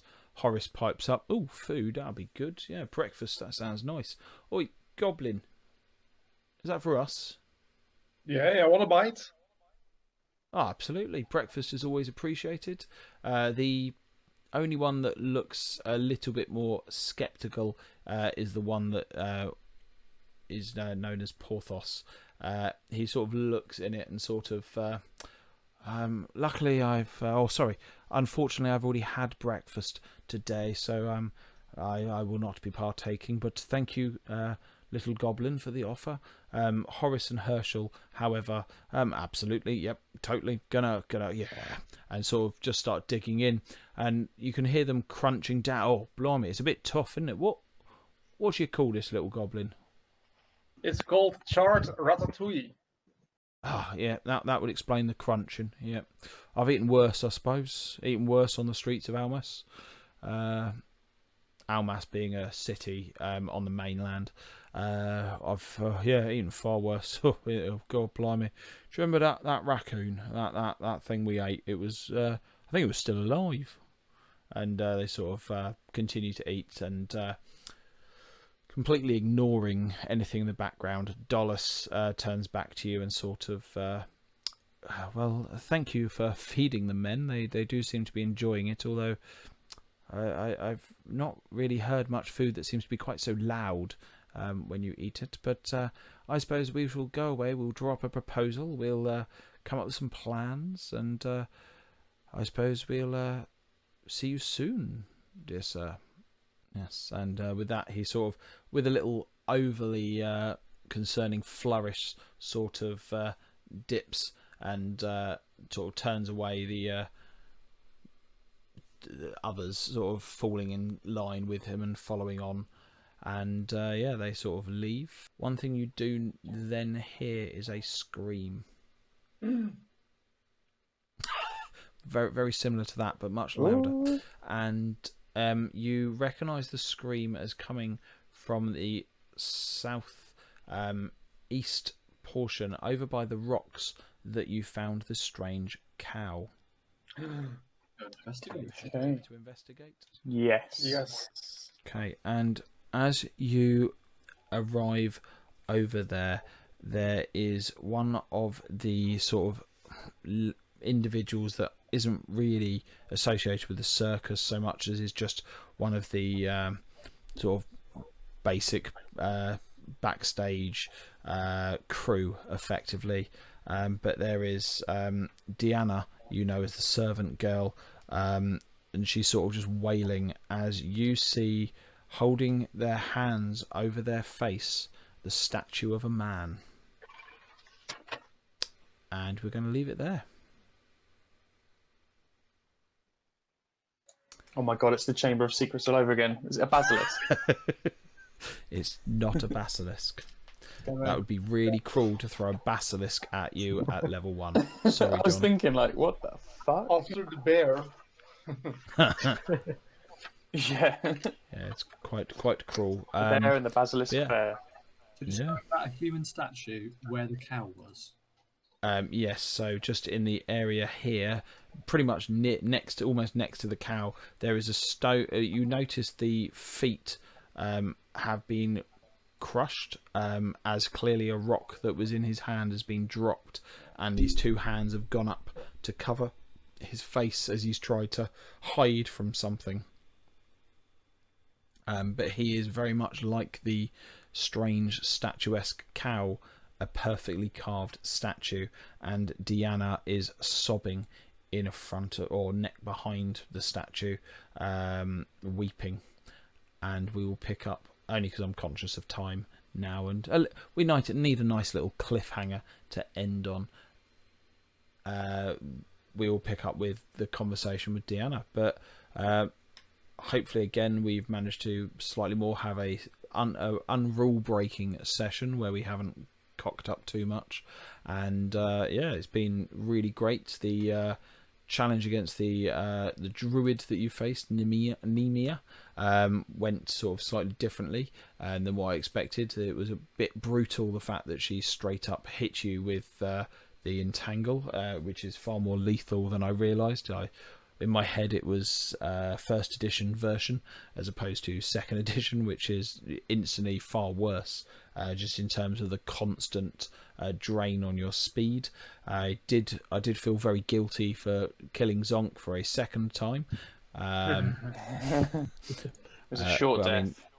It was. I mean, the ridiculous part was the draw on that card of it being, roll for critical damage, but don't bother rolling. You just do full, and it's 48. If one of you guys draws that on some of the spells, like at later levels, it's going to be obscene the amount of damage that will do. So I look forward to seeing that one again, hopefully used by you, not by me, because it was a real shame for Asher on the critical draw card. It was like, oh, that's really boring and pointless because there are no other creatures. So yeah, that was I sort of decided I decided to rescind the whole thing, because I was like, I've sort of pushed you into it and then you've just got crap. So yeah, no, it's been quite eventful in terms of facing that. The Griggs again, totally sideways, trying to rope them into being permanently in your control. If they hadn't have left your sight, they wouldn't have left. The only reason they left was because you lost eyes on them. I was a little bit worried again that Asher was just going to burn her way through the entire of the wagon to kill off the plants. Might have fallen you out of slight favour with the rest of the circus folk. I'm glad that we've kept the thing going with the honestly honourable brokers and have ended up with complete that's cool. side thing. I loved the ratatouille. The fact that Zonk 9 lives is now down to 7, so that's pretty good. I do like the fact that Zeke is keeping a running track of how many lives he does have left. So that's excellent to see. Just you wait, I'm about to sell narcotics as well because I've got those pods now. Yes, I'm going to start cultivating. I was thinking the same thing. So session 3, session 3 will be a complete evil campaign. This is a brilliant campaign so far. We're gonna get a lucrative business set up. Session 2, and we're more heavily leaning into the circus than anything else. So that's good. Wow, you join the troop or you die by the troop. Yeah. Zonk. Sorry. Yeah. Liked it.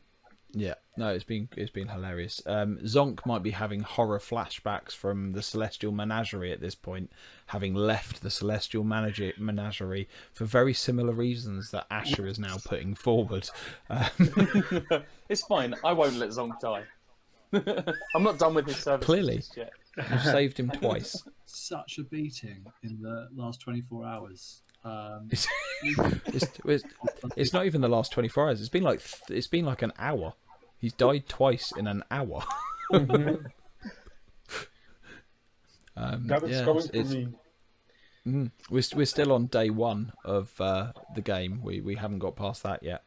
This But whole campaign obviously- is just like one of those movies, Final Destination, Like I had that scare at the start of my story, and now that is just coming from me. I have to run it. Oh, just yeah. There's the end game. Pharasma becomes down as an avatar to the planet and just finally kills Zonk. We're best buds, me and Phrasma. We've got this. Oh God. But yeah, right. Anything else anyone wants to ask before we call it? How about the XP that we've gotten already? I will. You were at 410. I will. Okay. Because I'm not quite up to the point where I can just rattle it off the top of my head what each thing is worth. I will post it up very, very shortly. However, I don't quite think you're going to have hit the point to level up quite yet. You'll be damn close though, I can imagine. But I will double check. If we'd have carried on, you probably would have hit the point to level up. So that will be very soon. I would recommend people start looking at their second level character, and if people can try building it before the next session, then we can sort of put them straight into play, as it were. Okay, cool. Yeah, if people on Path Builder, it's really, really easy. So it is, yeah. You just scroll down. Cheers, Zeke. Next Cheers, time, everyone. Narcotics Den. Next time you're starting a drug campaign. Cool. See you later, Awesome. guys. Right. Cheers, guys. Have See you fun. later. Bye.